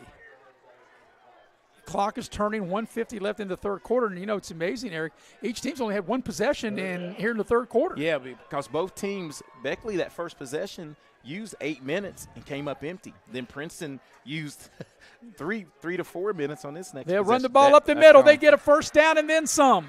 To the 40 and all the way to the Beckley 35. They spread Beckley out, and they run the ball right up the middle with Markel Lowe, and a huge first down for Princeton. Yeah, just straight up the middle, and your linebackers got caught up. Good second-level blocking right there by Princeton, and Markel Lowe has just been a workhorse. At the Beckley 35-yard line. What a huge run. And now it's 1:20 on a turning third quarter clock, and not only is it Princeton's offense, but Beckley's the time is really running out. They needed to score on that first possession, and now if Princeton's able to go down and punch something in, it's going to be a tall, steep hill to climb. On 3rd and 10, they run Low right up the middle for 25 yards. First down at the Beckley 35. He's been their workhorse. That time, though, they got Lowe stacked up behind the line of scrimmage. They'll throw him for maybe a 2-yard loss back to the 37-yard line. And I like that. That was a great show of sportsmanship right there as the Beckley defender helped up Lowe. This is a rivalry, but both of these teams, you can tell the mutual respect for both of these programs. Yeah, because correct me if I do think Princeton was the one that knocked Beckley out of the boys basketball sectional. Yeah. And Beckley beat Princeton's in the game that girls in the co-regional in the game that you and I did. But then Princeton was able to go pull the girls. Went on the road to beat George Washington. Yeah, that was the sectional final, by the way. 2nd and 12 for Princeton. Beckley showing blitz off the corner. Picked up though. With time to throw, got a man across the middle. It should have been caught, and it's incomplete. They were trying to get the ball across the middle that time to Collins, and he should have held that in, but he's not able to and bring up third down. And Collins, if he makes this catch with his speed, I think that's 6. So it's 3rd and 12 coming up with 8 seconds left in the third quarter. Hey, this could be the last play of the third quarter. I'm not going to say that. I quit saying that.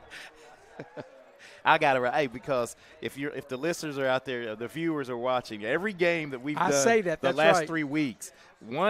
There were 5 plays run in like 30 seconds. I've learned my lesson by now. All right, 3rd and 12 for Princeton. They'll take the snap to throw with time, going deep down the far sideline. Got a man out there, and he cannot make the connection. And that will not be the final play of the third quarter because there's 3 seconds left. And right on cue. That's why I don't say it anymore. So it brings up 4th down. And, Eric, I think that Princeton's in a position where you have to go for it because you're too close to punt and you're too far for a field goal. And with the offense they have. I was going to say, and don't be surprised if they don't put the ball in number 3's belly and see what he can do. And that's why I think they will go for it because they went for everything on 3rd down. So now they're saying it is the end of the quarter, so that will be the end of the third quarter. So you turned out to be right. All right, we'll take a minute break. On the other side of the break, we'll have the fourth quarter as it's a 35-20 Princeton lead here on Video Productions. National Bank, where you can purchase or refinance your home with the no down payment champion mortgage. No down payment, no private mortgage insurance, no kidding. Visit your local branch to get started today. City National Bank, member FDIC, equal housing lender. To learn more, log on to mortgage.bankatcity.com. Hi, I'm Leanna Burnett, owner of Window World of Beckley. At Window World, we are proud to deliver exterior solutions that are beautiful, affordable, and guaranteed for life. We do things the right way. Honest pricing, no gimmicks, and thousands of satisfied customers. Call Window World of Beckley today at 1-800-NEXT-WINDOW and have your new windows, siding, and doors before winter. Window World of Beckley, family owned, nationally known. Unlock the money already in your home at City National Bank. Consolidate loans or fund your next big project with a home equity line of credit with a great low intro rate. Visit your local branch to get started. City National Bank, member FDIC, an equal housing lender. Learn more at homeequity.bankatcity.com. Well, Eric, as we head back to the fourth quarter here at Van Meter Stadium in Beckley, Beckley had the ball only one possession in that third quarter, and Princeton's possession is not only through the third, now into the fourth quarter. Yeah, and the thing with Beckley, the one time that they had it, they held it for 8 minutes and just not able to get anything That's going. right, Beckley had two because they got a turnover. They had a turnover. I beg your pardon. Yes. So it'll be a fourth down play as we start the fourth quarter, a 35-20 lead after we had 55 first half points. We didn't have any points scored in that third quarter. So on fourth down, let's see what Princeton will dial up. Barker takes the snap. Pressure comes. They set up a screen, and it's knocked down, and Beckley's defense comes up big, and Beckley will take over on downs. Not only was that knocked down, that should have been close to a pick six right here. Finally got some pressure on Chance Barker, and they were doing what we were going to say. That ball was going too low at first, and that was close to a Chance Barker's third interception of the year. So Beckley will take over on their own 37-yard line. During the commercial break, we both said we thought Princeton would run a screen on fourth down, and they tried that, and Beckley up to the task. So I think if you're Beckley, though, I think you really you have to score, I think, on this drive, being 2 scores behind. And quick. So here's Richardson from the gun. Takes the snap. This is the play they scored on earlier. He's going to be sacked. There's a penalty flag thrown in, and it might be a double whammy on Beckley. It might be a sack and holding. And if it is, I'm sure Princeton would take the result of the play. As we watch the replay, there may be holding right there, and it looks like there is right there. Actually, it'll be the same amount of yardage as a 10-yard But sack. the difference is they don't get the down over, and that's why they would take the result of the play as Princeton comes up with the sack and the ball goes back to the 25-yard line, 26-yard line.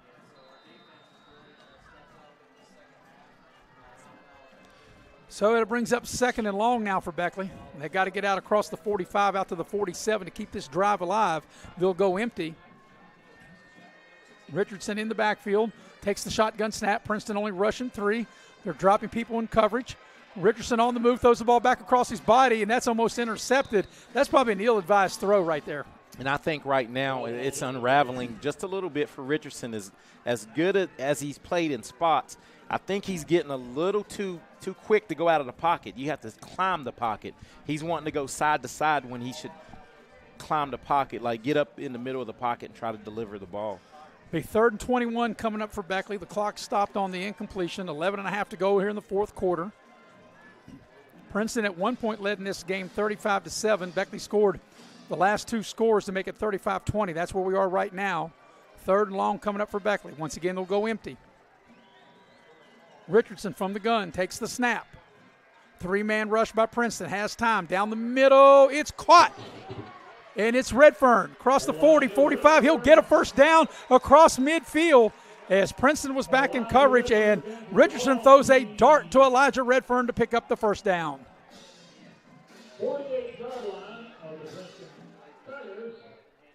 That was a beautiful throw. The protection, like I said, they only rushed 3, Eric, and Redfern able to find an opening in the Princeton defense and Richardson able to throw a bullet, and Beckley picks up a first down as they get the ball across midfield to the 48 of the Tigers. Yeah, but the difference in that was the play of the quarterback Richardson.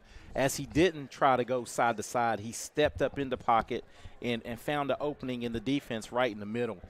You can't too much team speed from Princeton side to side, and you're running away from your receivers. You're going to be under duress a little bit. All the balls that he's thrown that have been good completed passes, he stayed in the pocket. Yeah, well-thrown ball, but now they're attending to Elijah Richardson, who's the injured player. Elijah Redfern. Oh, Elijah Redfern, I beg your pardon. It was Richardson to Redfern, and Redfern is the injured party. It looks like the cramp area right here. Well, we got a minute, Eric. See if you can dial up some more scores. Dial up some scores on the scoreboard here. Here on week number 8 of the high school football season. And it's been a great one. Cabell Midland and Hurricane still tied down in Hurricane. Parkersburg South. What's the score of that game? 28-28. Parkersburg South still holding on to a 4-point lead at Morgantown, 38-34. Let's see what Shady is doing. They're homecoming. They were up big, 62 to nothing. It's 68 to nothing. Probably about to go final. And Nicholas County has opened up 42-21 lead at Westside. And we'll see Nicholas County next week at home in Summersville when they take on Independence, who got a big 38-0 win, correct, over Man? Yes. Independence continues to roll and fight for, that playoff spot, and that's still going to be a team. If they can get in, they're going to be a tough out. First down for Beckley at the Princeton 48.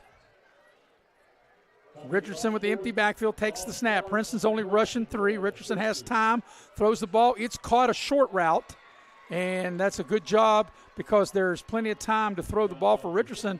Princeton only rushing 3. Yeah, that time I don't know if I agree with the decision by the Princeton coaches. I would keep my foot on the gas. Rushing 3, you're giving him a chance to throw the ball underneath. And I think time and time again they've been getting home with that 4 to 5 man front, and I think I would keep that up. Jarinsky makes the catch. That's a 6-yard pickup. Clock is really Beckley's enemy right now, 10.5 to go. They're 2 touchdowns behind, but they're on the move at the Princeton 42. And once again, it looks like Princeton's only rushing 3. That's all they have been rushing. Now they bring a blitz. They pass. It's caught. Of Beckley first down. That's a nice job by Richardson, able to get the ball out to Waller and move the sticks. And Beckley's been able to move the ball between the 20s. 20 to 20, and when it gets tough sledding is when they start getting into that red zone area. And right now, as you said, they don't have to go fast, but they have to move with some pace here because the clock is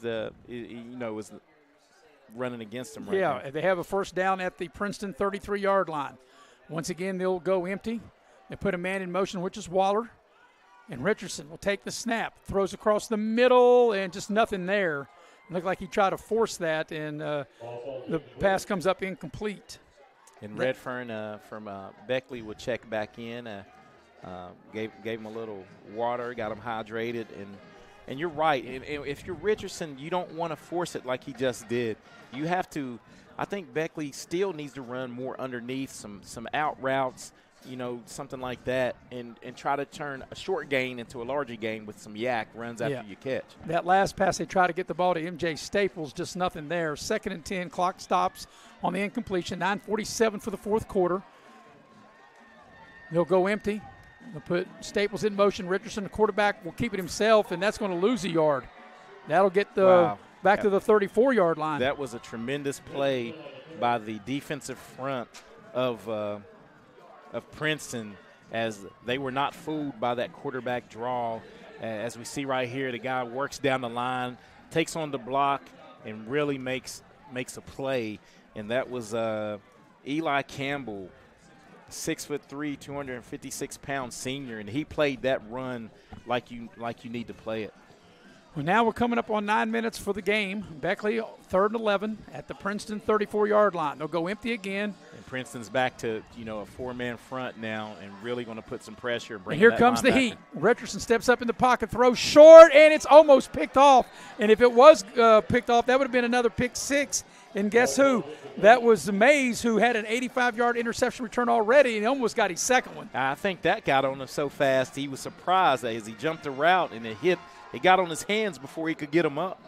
Well, 4th and 11, no question. Beckley's got to go. 8:58 left in the game. They're down 15. And once again, this Beckley offense has stalled, right when it had just a little bit of momentum going. And now time is of the essence right now. They really need to pick up this first down. On 4th down, Princeton will bring some pressure, and that's been a difference. As Richland had to throw up his back foot, that might get intercepted, and it's incomplete as they just threw into a pile of players. And, Eric, you had mentioned something earlier. You said that you were surprised that Princeton was only rushing 3. When they only rushed 3, Beckley had success. When they brought pressure, that's when this drive broke down, and Princeton's able to turn them away. Yeah, they were able to really go back and bring some heat because they have really good defensive ends, and they get upfield, and they made it so Richardson was not comfortable in the pocket, and Beckley turns it over on downs. So Princeton will take over now on their own 34-yard line.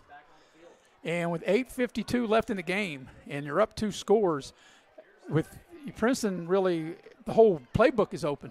Yeah, the whole playbook is open, and Beckley, they've had their chances here in the second half, but Princeton has been up to the task defensively and really slammed the door on any hopes of them coming back. So Princeton with the first down on their own 34, 10 on the play clock.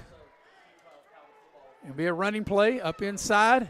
And a nice running play out across the 45 and a first down. And once again, Markel Lowe working on quite a night. That'll move the sticks for another Princeton first down. In the second half, he has been their total offense. Markel Lowe has been the offense for Princeton, able to churn out big yards and keep the sticks moving. 12-yard gain on that, first down. And now if you're Princeton, Eric, you can milk this play clock all the way down to like 3 or 2 seconds before you snap the ball. We're at 8.5 of the game, 20 on the play clock. And now Princeton has everything in their control. And Beckley had already burned 1 timeout. Remember when they went for that on the fake punt, so they only got 2 left.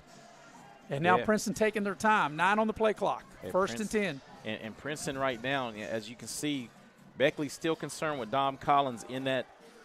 Right up the middle, big run inside the 40, breaking tackles inside the 30. And we'll get down all the way to the Beckley 24-yard line. And guess who? As Lowe has been big tonight. Hey, Lowe. Lowe has a game high in the rushing category as he is really turning up some yards, and that's too easy. I'm a big Marshall fan. That actually looks like Marshall's defense the last couple of weeks against the run, like just right up the middle. Well blocked, well executed. Yeah, that's a 32-yard run and a first down to the Beckley 23. And, it seems like he gets stronger. He doesn't wear out after having those big runs. 7.5 remaining in the game. Probably just going to keep running. This time they'll throw out in the flat. They make the connection inside the 20, down inside the 15, and it's going to be a first down for Princeton.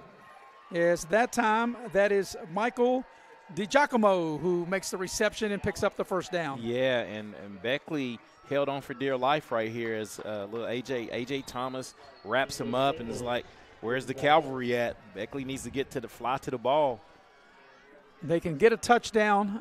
Get a first down without a touchdown. They have the ball to 12. And Princeton milking the clock before they snap it. Coming up on 7 minutes for the game. 18 on the play clock. And it'll be Lowe right up the middle. And he just plows these ways. They move the pile down inside the 10 to about the 8-yard line. And Princeton's able to pick up a first down on this drive. So, as I say, they can pick up a first down without getting a touchdown. And right now you got to think here Princeton is just milking the clock. And even if they get a field goal, they would be up 18. Yeah, salt the game away here. And this has been, a great game plan by Princeton. They started out with Markel Lowe and then passed a little bit in the second quarter, but they have gone back to just really ramming it down this Beckley defense's throat. From the 8-yard line on second down, it'll be Lowe with the carry again. He dances around. He'll fall forward, maybe a yard, not much. But more importantly, if you're Princeton, you can take another 40 seconds off the clock. Yeah, it's all about that clock. 6 minutes to go. So they'll put the ball down at the, let's see where they've got it, the 6-yard line. He got 2 on that play. So they can get a first down. That's 4 for the first down, 6 for the touchdown. 5:44 and counting, 14 on the play clock. I'll give you an update. An upset happened. We'll take it after this play. Here's a snap. Lowe gets it, goes up the middle and into the end zone for a Princeton touchdown. So why not have Markel Lowe? He's been the guy who's been toting the groceries in this game, and he's able to get to the winner's circle with a 6-yard touchdown run right up the gut for a Princeton score. And I remember, since you had my son on at halftime, he used to play a lot of PlayStation, and the spin button is in Markel Lowe's arsenal because he hits that spin button every time when he's in the hole. And excuse me, Eric, 5.5 left in the game, 41-20. Here comes the point after. And the kick's on its way. It looks good, and it is. So with 5.5 left in the game, your new score is Princeton 42, Beckley 20. That was a 6-play, 66-yard drive, and we'll be right back right after this here on Video Productions. At Access Health, we believe there's a difference between care and caring. We know you by name, and our 26 locations keep you healthy so that you can do the things that truly matter.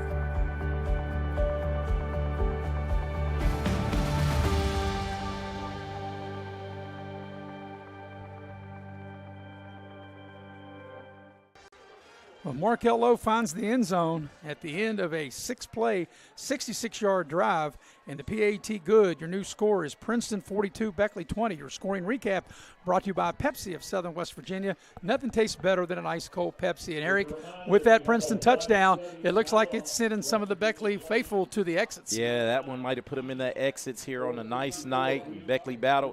But after that score right there, we talked about it in our pregame. Princeton came in the game averaging 42 points a game and giving up 19. And that's what it is. And that's what it is. There's the ensuing kickoff, and I think they kicked it before the referee's ready. There's a flag. But while we're in break, you had mentioned the score. There was an upset, and you have that score. Yeah, and a major, the one that the Hurricane went on the road last week to beat Princeton down in Princeton. They came home to host Cabell Midland. Cabell Midland came in ranked 1, Hurricane ranked 3, and Hurricane was able to hit a field goal to beat them 31-28. And, Eric, that shows you when you have teams ranked like that, 1 or 3, there's not a lot of difference. That's just a number really beside their name. It shows you how the quality of how good those teams are. And co-number 1, based on the points, was Huntington, and they went on the road, and they won at Parkersburg, which is a tough place to play. I don't care how good Parkersburg is. It's tough to go up there and win. And Huntington win on the road 49-21. So the penalty will back Princeton up 5 yards. They'll have to kick off from the 35 now. 5.5 to go, 42-20. And as you stated, Eric, Princeton came in averaging 42, giving up 19, and we're right on the number. Right on the number. So if you're Beckley, you think, well, you've got to throw the ball. You're probably not going to run. And if you're Princeton, I think they showed when they brought pressure, it was effective. Yeah, and they were able. That's the adjustments I think Princeton made at halftime. Here's a kickoff. It's going to go out of bounds. And if you're Beckley, I would take the ball up around the 40. They might make them kick it again. It looks like they're going to, but I think Beckley would have gotten the ball up around the 40-yard line. Yep. Well, Beckley may want to try to get a kick return. They have some capable guys in the back. A.J. Thomas, they didn't muster much offense against Huntington last week, but he almost broke a kickoff, returned it 50-some yards. So. Or maybe they'll get the ball out at the 40. I'm not sure what's going on here. I did see that, Beckley's going to make them kick it again. So they'll back the ball back up to the 30-yard line. And for the third time, and we saw this last week, how many kickoffs did we see go out of bounds? About a half a dozen, didn't we? 5 in the first quarter. Yep, 5 in the first 6 kickoffs that we had. So Princeton will back this up to the 30-yard line and have to re-kick. 5.5 to go in the game. 42-20 the Princeton lead. Beckley will be off next week. They'll finish their final 2 games home that will be here in 2 weeks against Oak Hill, and then finish up on the road at George Washington. Now, Eric, I think you would agree with the loss, which looks like Beckley's going to lose this game, that Oak Hill becomes a real playoff game, because Oak Hill with a win over Buchanan tonight will still be ahead of Beckley. Yeah, they'll still be ahead. They'll roll into town. I don't know who Oak Hill plays next week, but in 2 weeks they'll roll into town with the playoff spot for Oak Hill definitely on the line. And here comes the kickoff for the third time. This will be returnable, and a good kick it is, driving the Beckley ball carrier all the way back to the 15. Across the 20, good return out near the 30-yard line, and that's where Beckley will start this possession with 5:23 left in the game. Yeah, I think that was A.J. Thomas on that return as he gets it up to the 30. So the ball comes out to the 30-yard line. So it'll be first down for Beckley. They have 2 timeouts, 42-20 the lead for Princeton. We had a nice crowd here tonight, and a lot of them has made their way to the exits.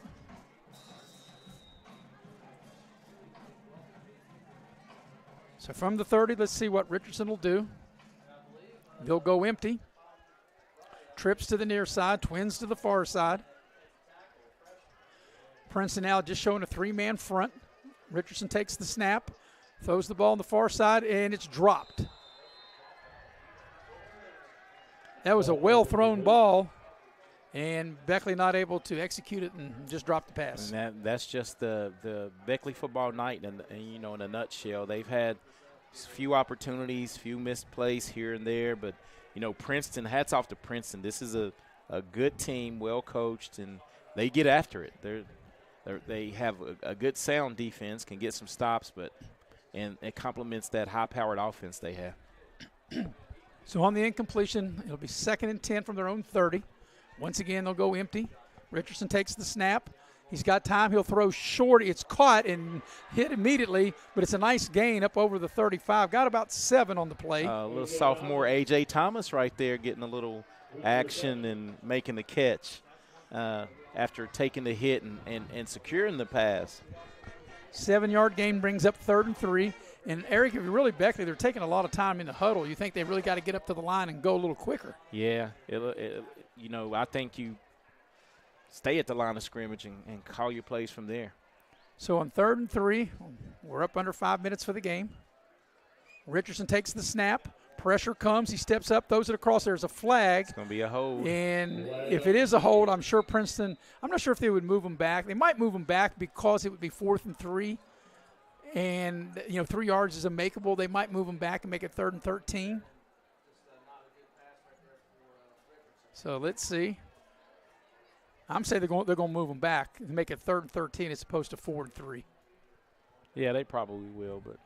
And the only reason I say that, because 4 and 3 is, even though it's 4th down, it's very makeable, only 3 yards.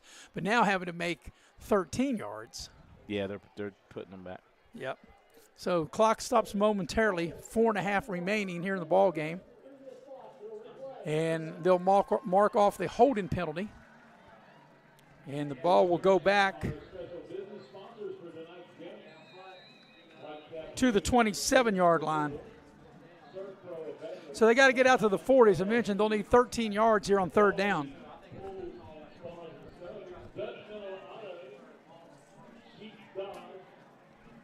And they're going to have to hustle, Eric, because they're under 10 on the play clock.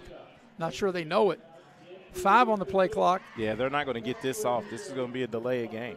They just do get it off. Here comes a blitz up the middle. Richardson to throw. It's caught, but for a short gain up over the 30, and it'll bring up 4th down.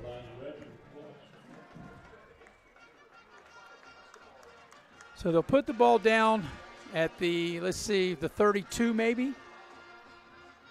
And that's where they'll put it down. And this is Beckley's really last hurrah, their last shot right here on 4th down. Yeah, on 4th down, this is the game because Princeton definitely will be able to churn probably the last 4 minutes out on the ground with Markel Lowe. Yeah, 4th and 8 for Beckley on their own 32. They got to get to the 40 to keep this drive alive. Here's the snap. Richardson in the pocket, sets up, going deep, out, and that's going to be overthrown and maybe intercepted.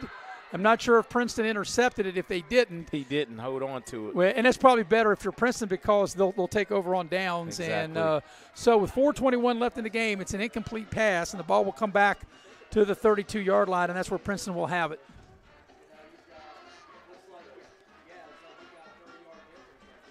So Princeton will take over at the Beckley 32-yard line. And for all intents and purposes, Eric, just really run out the clock, the game. I mean, and they might even try to score here, but they really got things going their way. Yeah, with the running game with Markel Lowe, look for him just to give a heavy dose of him down the stretch here. And he's had a tremendous night. Of course, in our Pioneer Community Bank postgame show, we'll have all the numbers. And Lowe is probably somewhere, would you say, Eric, maybe 160, 165 as he gets the carry that time and gets the ball inside the 30. Yeah, and I think right here is where the refs really have to be quick with the whistle. It's been a well-played game, but you don't want anyone hurt. You don't want anything going on. It looks like, hey, the workhorse Lowe probably needs a breather. We're under 4 minutes for the game. Beckley has 2 timeouts. They don't use one there. And Princeton in no hurry, Eric, because they just milked this play clock all the way down. All the way down. Yeah. Get another set of downs and just kneel it out. Beckley put up a good fight tonight, but just wasn't to be. They just Princeton able to come up and had a couple more big plays than Beckley did. Here's a blitz by Beckley. They're going to throw the ball Princeton down the middle, and it's through the hands, and it's an incomplete pass. Trying to connect to the receiver, and that's Howard. Princeton still got that foot on the gas pedal. That's Howard that could not make the catch out of the slot. It'll be 3rd down coming up.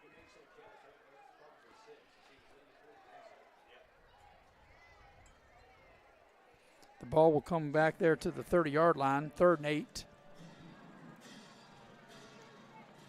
I guess Princeton just didn't want to be too predictable, just try to run the ball up the middle. And Markel had a bunch of carries in this second half. So, yeah, after all the fireworks in the first half, we've only had one score here in the second half. It was 35-20 at the break, and it was a very exciting first half. But the second half, it's just been the one touchdown by Princeton. Here's Collins out in the flat. He makes the catch. He's got running room. He's to the 10. He's to the 5. He's going in for a Princeton touchdown. I don't see any penalty flags. And with 3:16 left in the game, that's a 30-yard touchdown pass. That's the 4th touchdown of the night for Barker, and that's his 27th touchdown pass of the year. I'll need to check. I think that was an illegal block on that play. When the ball's in the air, you can't really crack back like that. But that was once you get Dom in space, Collins in space, it's over. 48-20 the lead, and Princeton trying to tack on the 49th point as they went 3 plays, 32 yards. They got a 30-yard touchdown pass. The extra point is up, and it is no good. So with 3:15 left in the game, your new score is Princeton 48 and Beckley 20. We'll be right back here on Video Productions. That team has roared back and tied Bluefield 21-20. Sponsored by Brian Helton. Brian is running to represent you in the state senate. Brian is the conservative choice for Raleigh, Wyoming, and Fayette counties. He is pro-life and supports our Second Amendment rights. Brian Helton will work hard to make it happen. Paid for by Helton for West Virginia. Kayla Kessinger, Treasurer. And we welcome you back to Van Meter Stadium. The latest score was a 30-yard touchdown pass from Barker to Collins. PAT no good. Scoring recap brought to you by Pepsi of Southern West Virginia. A 3-play, 32-yard drive. And like I said, they got the 30-yard touchdown pass. The 4th touchdown pass of the night for Chance Barker gives him now 27 touchdown passes on the season, and Princeton extends the lead to 48-20. Yeah, just, real methodical drive right there. Ran the ball, and you get guys in space like that, and Dom Collins. I think, I don't know who's recruiting him, but recruit speed.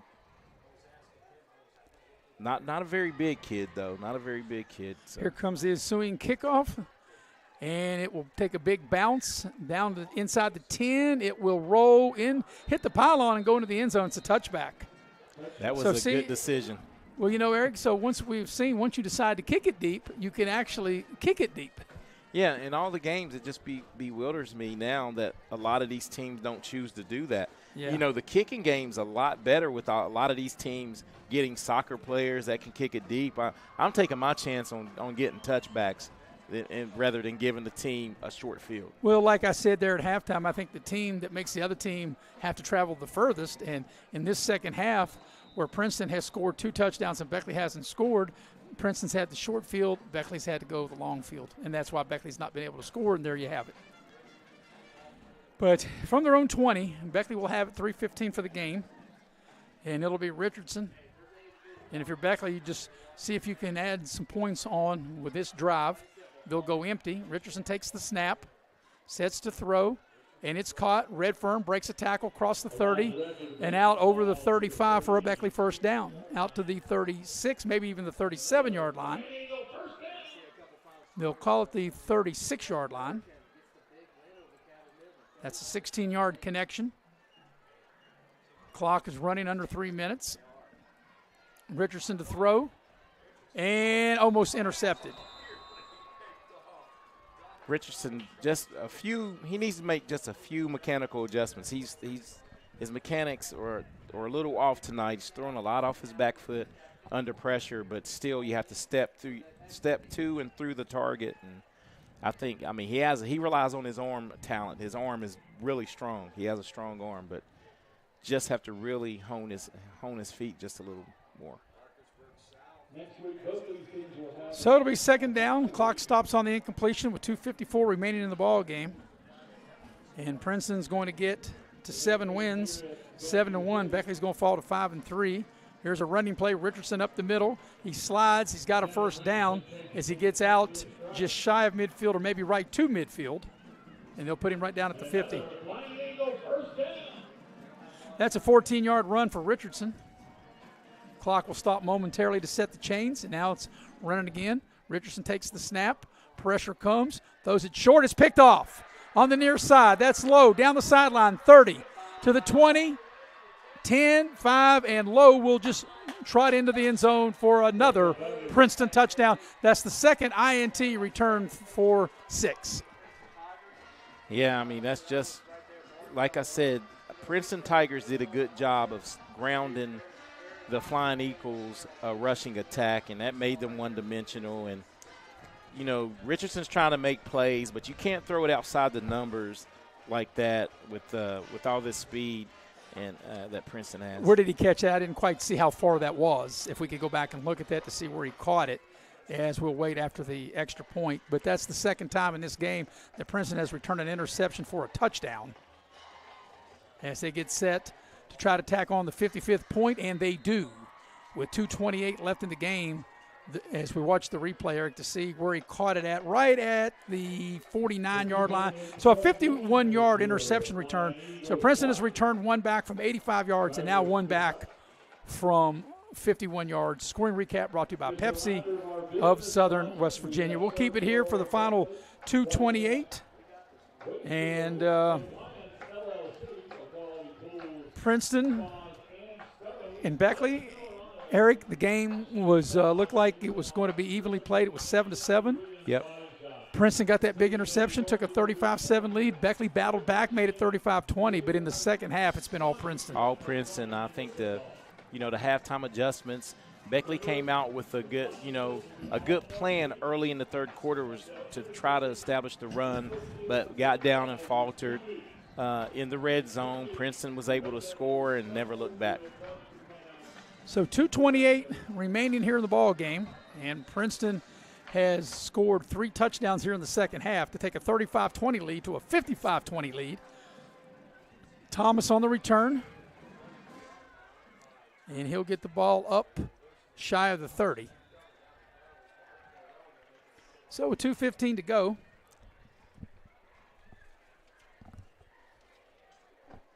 we'll have a quick Pioneer Community Bank post-game show. We'll have some stats for you. Put our final touches on this one. As Beckley will have the ball at their own 28-yard line. So, Eric, next week you and I will be in Summersville. Independence coming off a big win tonight. Yeah, and one of our listeners just sent me who Oak Hill plays next week. It's Bluefield. Oak Hill and Bluefield. Do you know where that game's at? I don't know where it's at, but that's going to be. So it looks like Beckley will take a timeout there. So Oak Hill will get Bluefield, as you mentioned, next week, Eric, and then Oak Hill will get Beckley here in Beckley. And for Beckley, they have an open week next week. And like I said, they got Oak Hill in 2 weeks and finish up on the road November the 3rd at George Washington. Yeah, so if you're Beckley, you got to take this bye week, get some kids. If you have any injuries, get them healthy, because you have 2 playoff games in Oak Hill and George Washington. And I will say this, I don't think either George Washington or Oak Hill has this much firepower. I haven't seen him. I would haven't agree. seen him, and I will say this, and you always can't go by this. Hurricane beat Princeton, and George Washington beat Hurricane. I know you can't go by that. Yeah, but I will say this, George Washington plays great defense. That was a 17-14 game. Here's Richardson on the run, and way to hold up right there. I thought that was going to be. I thought he was going to slam him to the turf, and we're going to have maybe a brawl, right? Yeah, that's right. Way to hold up there. Clock still running. Apparently, he didn't get out of bounds. Coming up on a minute and a half, and the gain is across the 30, out to the 32. But, Eric, I think overall, Richardson is and has been a very good player for Beckley. I do think there's still some room to be, I don't know, growth or polish might be the word. There's some room for improvement, but I am really pleased with him. He's trying to make plays. As he makes one there, and a nice throw, and Redfern able to make the catch, and they run him out of bounds at midfield. And that kid right there, Redfern, of course you know how good he is on the basketball court, but he's a weapon, and he does a good job right here of getting his quarterback, bailing his quarterback out, because he just goes coverage. up and great coverage, and he got both feet got 2 feet in, at midfield. Richardson takes the snap, we're under a minute, and here's a completion inside the Princeton territory, inside the 45 to the 43. Clock continuing to run, coming up on the final 30 seconds, and Beckley will burn a timeout. So I was going to say maybe we got one more play. Hey, we might have 2 or 3 more plays. It read your thoughts that time. It read your thoughts. It did. Never say this is going to be the last play. And I wasn't going to. So Beckley calls a timeout. They got 1 left. 36 seconds left in the game.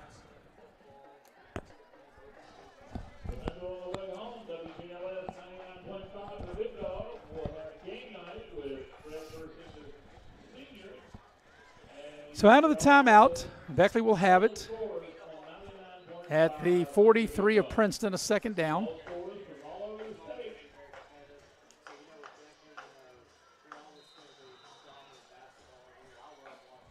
Now the clock runs, so I don't know why it ran. I guess because of the score that it is. Richardson to throw. Throws short. The ball's deflected and incomplete. And the clock is continuing to run, so I guess that once the score gets to where it is, the clock continues to run. So this, I may be safely in saying this will be the final play of the game. Princeton's going to win it. They're up 55-20. This will be the final play of the game. Richardson, and he will be balls out, and the ball game is over. So your final score is Princeton 55, Beckley 20. We'll take a quick 2-minute break, come back and get you to the Pioneer Community Bank postgame show after this here on Video Productions. General Stores has been serving West Virginia communities for almost 5 decades. That's nearly 50 years of providing those essential needs for your daily journey. We are so grateful to be a small part of your lives, and we want to recognize the integral part of our operation, the LG family. We know these last couple years haven't been easy, but with every sunrise and sunset, you keep us going. To the LG family, the moms, dads, sisters, brothers, sons, and daughters of West Virginia, thank you.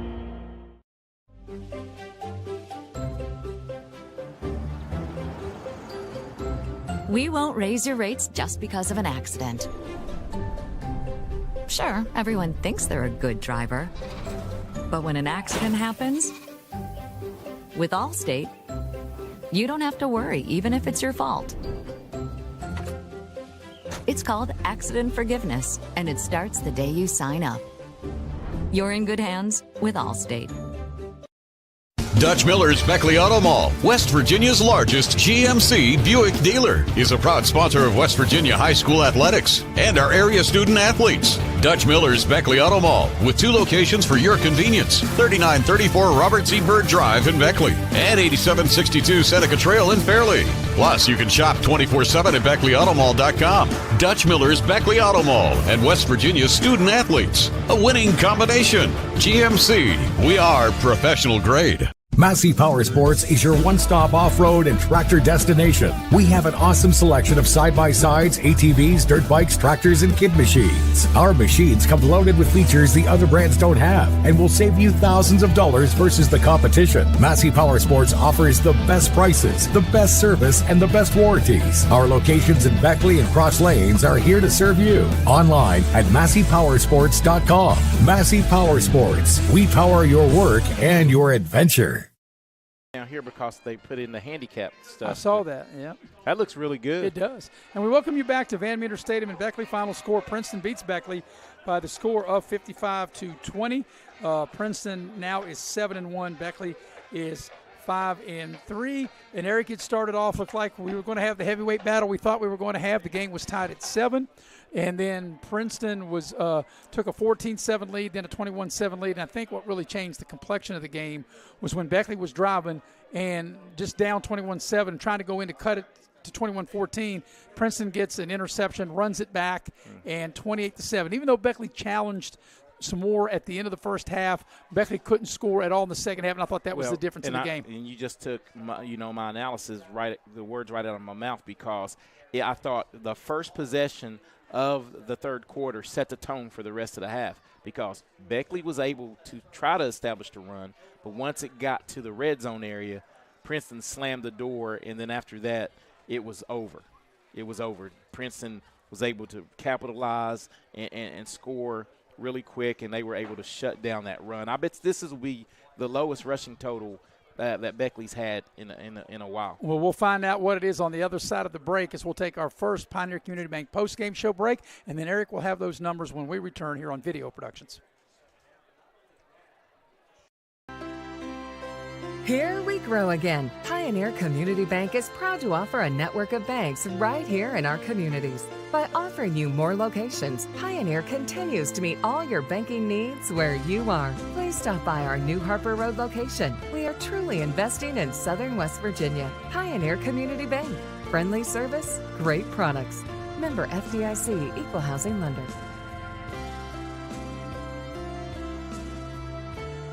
Access Health is your medical home, committed to providing comprehensive health care to ensure the health and well-being of you and your family. Offering a variety of primary care services, Access Health specializes in women's health, pediatrics, family practice, adult medicine, and behavioral health. Our staff offers quality personal care with exceptional service and innovative technology to keep you and your family well. Access Health, we're your medical home. You have a goal. You know what you want. Start with us. New River Community and Technical College, your community college. Take classes online or in a classroom in Beaver, Lewisburg, Summersville, or Princeton, or step outside the classroom in one of our technical or health programs. Find flexible and affordable options to help you reach your goal. It's closer than you think when you start with us. New River Community and Technical College. Apply today.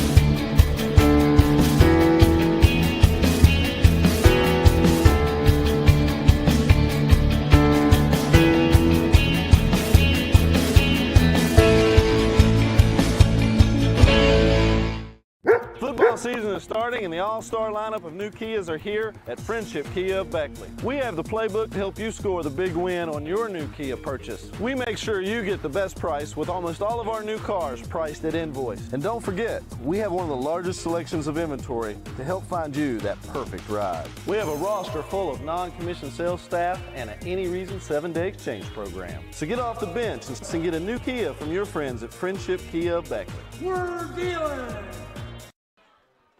Welcome back to Van Meter Stadium in Beckley. Final score, Princeton beats Beckley 55-20. For the numbers, here's Eric. Yeah, and the word was balance for Princeton. They They ended up with 355 yards of total offense, just 1 yard shy of 200 yards on the ground. They had 199 yards on the ground as a team, and the workhorse, Markel Lowe, 25 carries, 186 yards and 2 touchdowns. And in that second half, they were tough yards, 3rd and 11, 3rd and 8, picking up big yards.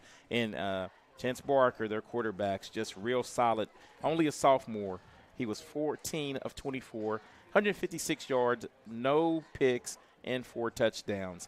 And Dom Collins was worth the price of admission. He had 8 catches, 134 yards, and 3 scores for the Princeton Tigers. Beckley was held to 49 yards rushing, Maris, on the ground. They had 291 total yards. Devin Richardson did all he could. He ended up throwing 4 interceptions. He was 15 of 36 for 242 yards, 3 touchdowns, 4 interceptions. But, he played his heart out. He did what he could to try to keep Beckley in it. And Beckley had 2 receivers to go over the 100-yard mark. Elijah Redfern led the way, 8 catches, 114 yards, and a score. And Elijah Waller had 4 catches, 108 yards, and 2 scores. Yeah, and Eric, I think you'll agree, the way this Beckley team is built, when they throw the ball 36 times, that's not a good recipe for success. No, and tonight it wasn't. And a lot of those 36 passes attempts, Devin Richardson was under a lot of, duress, and he was getting chased out of the pocket. And like I said, the young man played a good game. He threw 4 picks, but I think there's a big upside. I agree. I think that he just got to work and be a little bit more polished, but I think he's a really good player and maybe a little better decision maker at times. Princeton did take 2 of those interceptions, 4 touchdowns, 2 big returns as Princeton wins the game. All right, take our final break, come back, wrap this one up on the Pioneer Community Bank postgame show, streaming on video. Here we grow again. Pioneer Community Bank is proud to offer a network of banks right here in our communities. By offering you more locations, Pioneer continues to meet all your banking needs where you are. Please stop by our New Harper Road location. We are truly investing in Southern West Virginia. Pioneer Community Bank. Friendly service, great products. Member FDIC, Equal Housing Lender.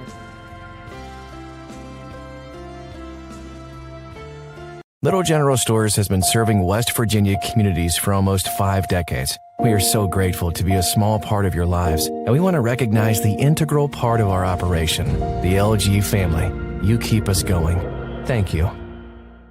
When you're in need of a plumber, you want someone that's going to treat you like family. Modley's Plumbing and Heating, a family-owned business since 1987, wants you to know our customers and employees are as important as family. Built by family to families, quality work is our hallmark at Modley's Plumbing and Heating. So the next time you're in need of a plumber, get help to Modley's means handling every little problem. It's 4th down, seconds on the clock. He hands it off, finds a hole in the middle. Clear, nothing but incredible. A touchdown for the win. I can't believe it. Pizza, better with Pepsi. As a former college football player, I realized that sports-related injuries can happen real fast. Hello, I'm Dr. Gross. If your child or grandchild is dealing with sports-related injuries, or maybe you're dealing with something that just won't go away, call me today and I can help you get back on the playing field. To better serve you, see us at one of our 3 locations in Beckley, Whipple, and Sophia at the numbers listed below. So take care of yourself. You deserve it. And we welcome you back to Van Meter Stadium for the final time tonight as final score 55-20 in favor of Princeton over Beckley. Eric, quickly, your final take. Yeah, both teams, I think, are, playoff caliber teams, but Princeton really showed me a lot on the defensive side of the ball. And I think Beckley here moving forward, I think on this bye week, they just have to figure out, what they need to do to scrape out two wins down the stretch against Oak Hill and George Washington. Next Friday, we'll be in Summersville. It'll be Independence taking on Nicholas County. We'll have to check the time. Not sure if that's a 7 or 7:30 kickoff, but you can be looking on Facebook and throughout Video Productions for the time of that. We appreciate Andrew Pinnick, the athletic director here at Beckley Woodrow Wilson, for everything he did in the preparation of our broadcast. For the stat man, Chris Farish. For the heavy hitter, our producer and director, Mr. Nick Eskins. For our cameraman, Jackie Moon, and my partner, Eric Thomas. I'm Maris Lowry, repeating the final score. Princeton beats Beckley tonight, 55-20. Good night, everybody.